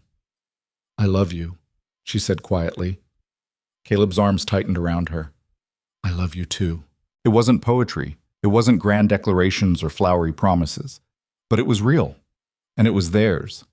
And that made it more valuable than anything else in the world. The bruise on Evelyn's face took 2 weeks to fully fade, but the shift in Frost Hollow's attitude happened almost overnight. Word of Thomas Garrett's public assault had spread through the territory like wildfire, and the man who'd once held social capital in town found himself persona non grata. He left Montana 3 days after the incident, heading back east with his tail between his legs and a reputation that would follow him anywhere he tried to settle. Good riddance, as far as Evelyn was concerned. What surprised her more was how the town itself seemed to slowly open its arms. Not everyone, and not all at once. But Mrs. Patterson kept her word, and suddenly other women were nodding to Evelyn when she came to town. The proprietor at the general store started offering credit again. A neighboring rancher stopped by with advice about dealing with their burned pasture. It wasn't forgiveness for how they'd treated her that first terrible day. It was something more pragmatic, respect earned through survival. You proved you weren't going anywhere, Caleb explained one evening as they worked on rebuilding the damaged fence line. Frontier people respect that. They might not like you, but they'll respect stubbornness. That's a low bar for human decency. It's the bar we've got. He hammered in another post, muscles flexing under his shirt. Out here, you either adapt or you die. They watched you adapt. Now they know you belong. Evelyn supposed he was right, even if it left a bitter taste. She hadn't come to Montana seeking acceptance. She'd come seeking survival, and she'd found that in spades. Everything else was just bonus. Summer arrived with a vengeance, turning the world from frozen white to blazing green almost overnight. The cattle fattened on good grass. The garden Evelyn had planted behind the house exploded with vegetables. And slowly, carefully, she and Caleb built something that looked almost like normalcy. But normal, Evelyn was learning, didn't mean easy. The ranch still demanded brutal hours of work. Fences still broke. Animals still got sick. Money was still tight, especially after the losses from Thomas's sabotage. And marriage, it turned out, was harder than surviving winter together. The first real fight happened in July. Evelyn had spent the entire day working in the garden, hauling water bucket by bucket from the creek because the pump was acting up again. By the time she came inside to start dinner, she was exhausted, covered in dirt, and in no mood for Caleb's silence. He'd been quiet all week, not angry, just distant, like he'd retreated into some internal space she couldn't reach. And every time Evelyn tried to talk about it, he brushed her off with, "I'm fine," or "just tired." She was sick of it. "What's wrong?" she asked while slicing vegetables for stew. "Nothing." "Don't give me that. You've barely said 10 words to me in 3 days." Caleb looked up from the harness he was repairing, his expression guarded. "I talked to you plenty. About cattle and whether we need more hay. Not about anything that matters." Evelyn set down the knife. "What's going on?" "Nothing's going on. I'm just tired." "Bullshit!" The word came out sharper than she intended. "You're pulling away again, and I need to know if it's something I did or if you're just... It's not you." Caleb stood abruptly, the harness forgotten. "It's the date." "What date?" "July 15th. Sarah died 3 years ago today." His voice was flat, emotionless in that way that meant he was feeling too much. "I didn't want to make it a thing, didn't want to burden you with it, but I can't just pretend it's a normal day." Evelyn felt like she'd been punched. Why didn't you tell me? Because what was there to say? Hey, I'm going to be a mess today because my first wife died? That's not fair to you. Neither is shutting me out. Evelyn's frustration boiled over. I'm your wife, Caleb. I'm supposed to be the person you can talk to about this stuff. But instead you just go silent and expect me to what? Read your mind? I don't expect you to do anything. I just need space. You always need space. Every time things get hard, you retreat, and I'm left wondering if you actually want me here or if I'm just convenient. Caleb's expression hardened. That's not fair. Isn't it? You married me, but you won't let me all the way in. There's always this wall between us, and I don't know how to get past it. Maybe there's supposed to be a wall. Maybe not everything needs to be shared and dissected and talked to death. His voice rose, frustration breaking through. Maybe some things are private, personal, mine. Fine. Keep your grief private. Keep your feelings private. Keep everything locked up so tight nobody can reach you. Evelyn grabbed her coat. But don't expect me to just sit here and watch you disappear into yourself every time something hurts. Where are you going? I don't know. Somewhere you won't have to look at me and remember I'm not her.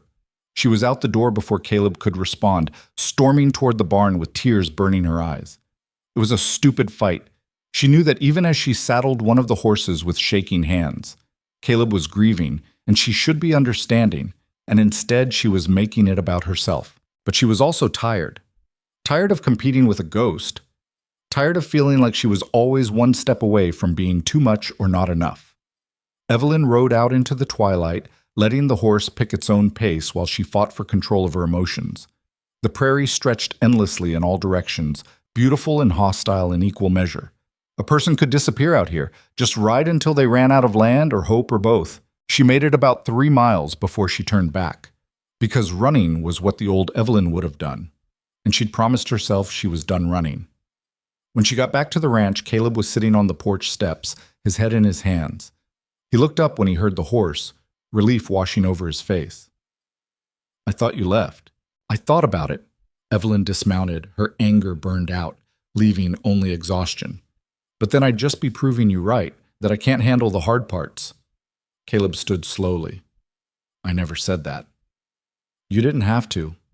She walked past him into the house, suddenly too tired to keep fighting. I'm going to bed. We can talk about this tomorrow. Or not. Whatever you want. But sleep didn't come easily. She lay in the dark, listening to Caleb moving around in the other room, and wondered if this was what marriage was always going to be. 2 damaged people trying to fit together while their sharp edges kept cutting each other. Maybe they'd made a mistake. Maybe love wasn't enough when both people were carrying too much pain.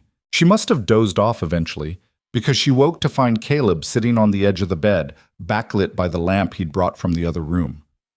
I'm sorry, he said quietly. You were right. I was shutting you out. Evelyn sat up, rubbing her eyes.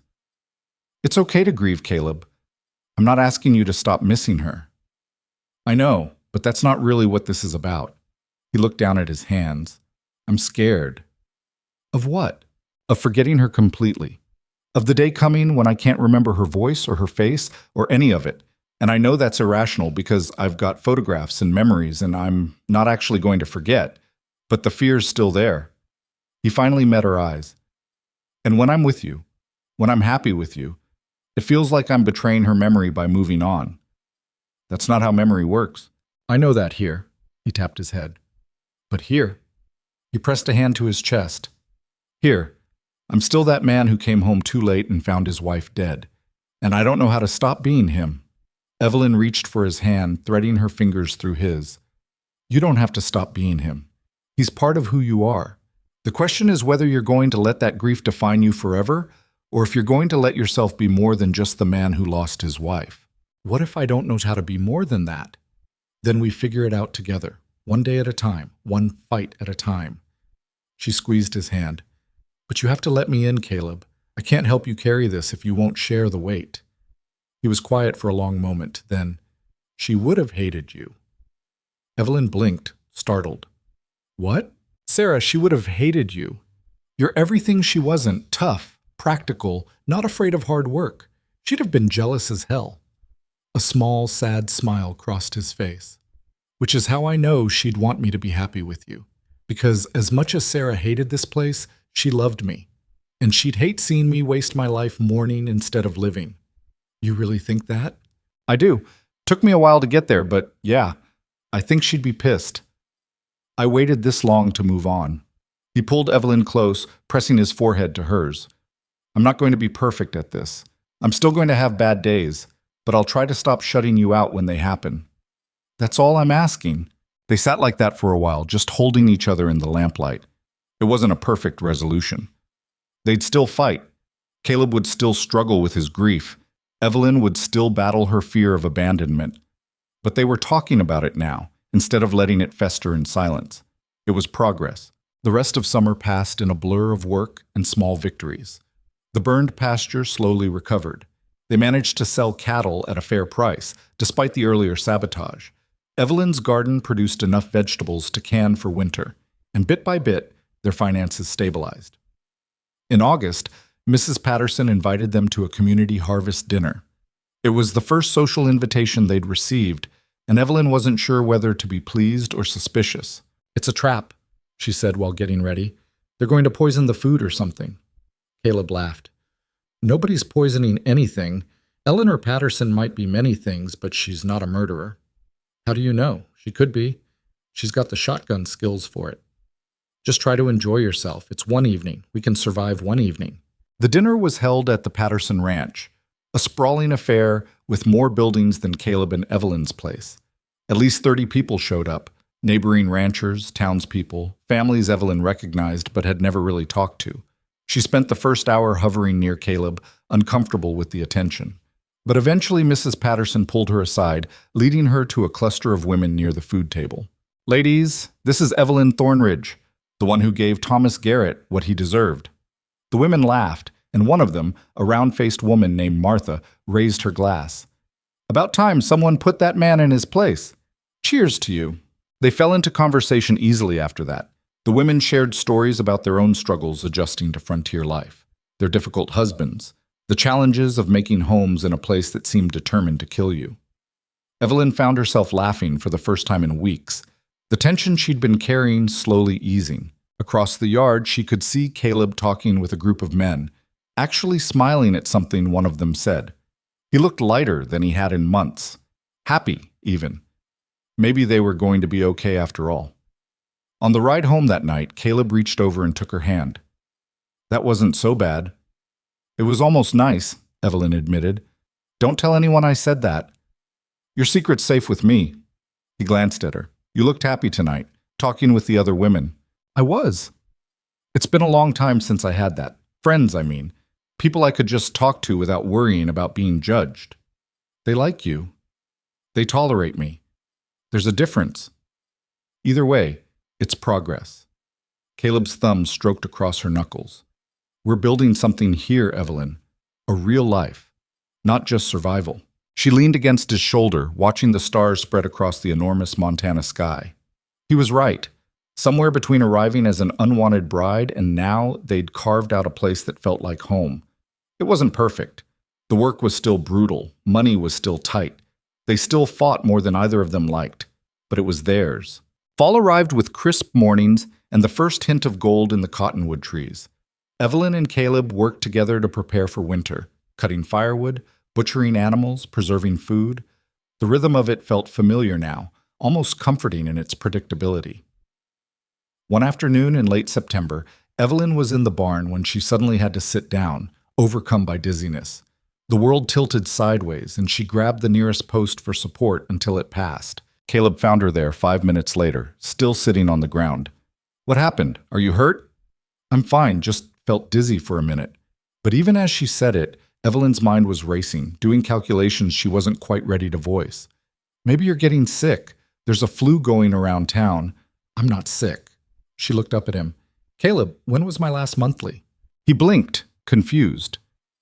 Then understanding dawned, along with something that looked like terror and hope mixed together. Are you saying this? I don't know yet, but maybe, possibly. Evelyn's hand went to her stomach. I wasn't trying to keep track. With everything that's been happening, I didn't notice. Caleb sat down beside her, looking shell-shocked. A baby. Maybe. I need to be sure before we start. She stopped, seeing his expression. What's wrong? I thought you'd be happy. I am. I'm terrified. Both. He ran a hand through his hair. Sarah got pregnant once, lost it at 4 months. It nearly killed her, and not just physically. She was never the same after. Evelyn's heart clenched. I'm not Sarah. I know, but what if something happens? What if I lose you too? The raw fear in his voice made her chest ache. Then you'll survive it, because that's what we do. She took his hand, placing it on her still flat stomach. But you're not going to lose me. I'm tougher than I look, remember? You're going to quote my own words back at me? Every chance I get. They sat together in the barn while the afternoon light slanted through the gaps in the walls, neither quite able to process what might be coming. A baby would change everything, make their lives harder in some ways, richer in others.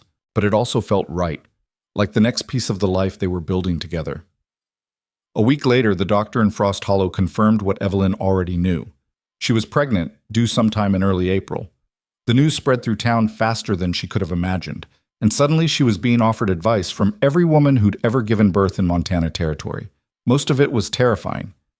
Don't lift anything heavy or the baby will fall out, one woman warned. Eat dirt, another suggested. It's good for the blood. My sister died in childbirth, a third said cheerfully. But I'm sure you'll be fine. Evelyn started avoiding town after that. At home, Caleb veered between protective and panicked. He tried to do all the heavy work himself, which was impossible. He hovered whenever Evelyn so much as picked up a bucket, and he developed an annoying habit of asking, "Are you sure you should be doing that?" about literally everything. 2 weeks of this was all Evelyn could take. Caleb, I'm pregnant, not dying. I can still work. But what if nothing? Women have been having babies since the beginning of time. Most of them survived.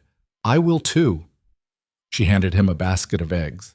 Now stop treating me like I'm made of glass and go feed the chickens. He went, but the worry lines around his eyes didn't ease. Evelyn understood. She was scared too, underneath the determination. Childbirth was dangerous, especially out here with limited medical care. Women died. Babies died. It was the harsh reality of frontier life. But fear couldn't be allowed to rule everything. They'd built a life by facing their fears head on. This would be no different. Winter came early that year, the first snow falling in late October. Evelyn's pregnancy progressed, her body changing in ways both miraculous and uncomfortable. By December, she could no longer see her own feet. By January, she couldn't sleep lying down anymore because the baby pressed on her lungs. But she was healthy. The baby was active, kicking hard enough to make Caleb laugh when he felt it. And despite the discomfort, Evelyn found herself genuinely excited about the future in a way she'd never experienced before. What do you want? Caleb asked one night as they lay by the fire, Evelyn propped up on pillows. Boy or girl? Healthy, that's all I want. But if you could choose... Evelyn thought about it. A girl, someone tough, someone who won't take any nonsense from anyone. So you. God, I hope not. I want her to be better than me, smarter, more confident, less damaged. Caleb rolled onto his side to face her. You're not damaged. I'm plenty damaged. We both are. That's okay. But I want better for this kid. She placed his hand on her belly, where the baby was currently doing acrobatics. I want them to grow up knowing they're wanted, knowing they belong, never wondering if they're enough. They will. We'll make sure of it. It was a promise neither of them could guarantee, but it was one they'd both fight to keep. March arrived with wild weather, sun one day, blizzards the next. Evelyn's due date came and went without incident. Then another week passed. Then another. This baby's never coming out, she complained while pacing the house at midnight, too uncomfortable to sleep. I'm going to be pregnant forever. That's not how it works, Caleb said from his chair, where he was pretending to read but was actually watching her with barely concealed anxiety. You don't know that. Maybe I'm the first woman in history to just stay pregnant indefinitely. That's definitely not... He stopped as Evelyn doubled over, gripping the back of a chair. Evelyn? I think... She felt a gush of fluid and her eyes went wide. Oh, okay. It's happening. What followed was the longest night of both their lives. Caleb had fetched the midwife from town, a stern woman named Agnes who delivered half the babies in the territory.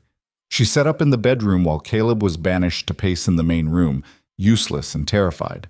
Evelyn had thought she knew what pain was. She'd been wrong. This was something else entirely, wave after wave of agony that made her understand why women screamed.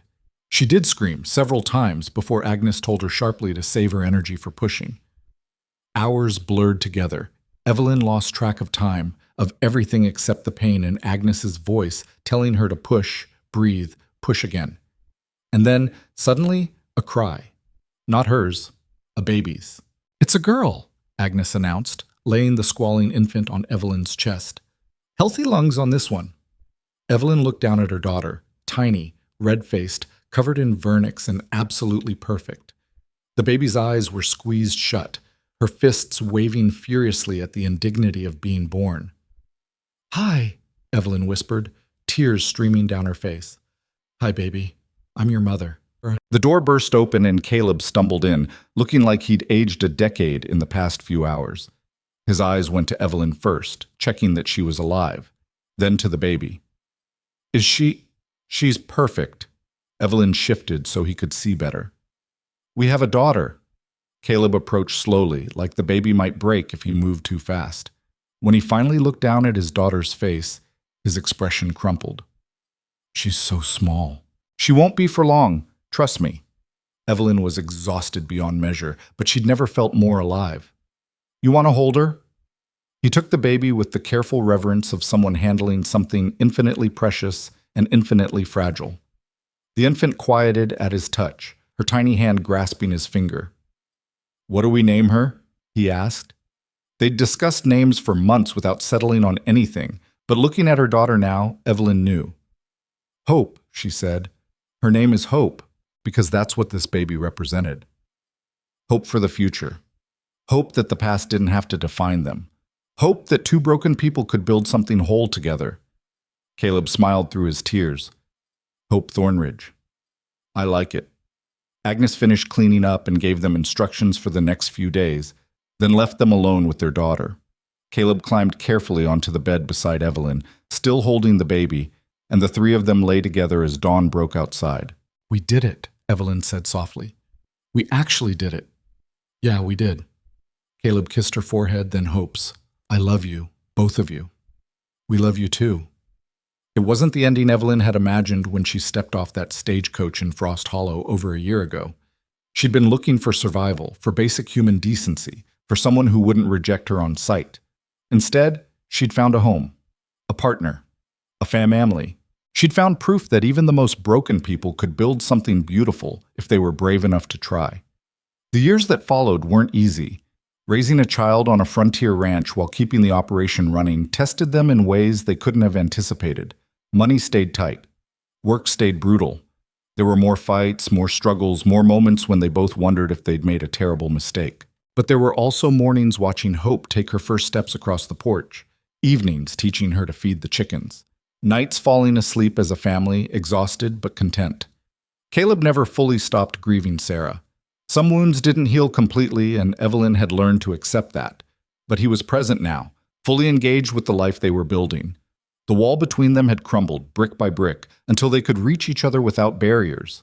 And Evelyn learned something she'd never quite believed before. That being chosen, really chosen, by someone who knew all her flaws and loved her anyway, was worth every hardship that came before. On Hope's second birthday, they stood together in the yard watching their daughter chase chickens with the fearless determination of someone who'd never been taught to doubt herself. "She's going to be trouble," Caleb said. "Good. The world needs more trouble from women who won't back down." He pulled Evelyn close, and she leaned into him, feeling the solid warmth of his presence. Behind them, the ranch spread out, modest but theirs. Around them, the Montana prairie stretched endless and beautiful and harsh. This was home. Not because it was easy or perfect, but because they'd fought for it. Because they'd chosen each other again and again, even when it would have been simpler to walk away. Some stories don't have neat endings. Life is messy, people are complicated, and happy ever after is something you have to work for every single day. But standing there with her husband and daughter, the spring sun warm on her face and the future spreading out before them like the vast prairie sky, Evelyn Thornridge knew one thing for certain. She was exactly where she belonged, and that was enough.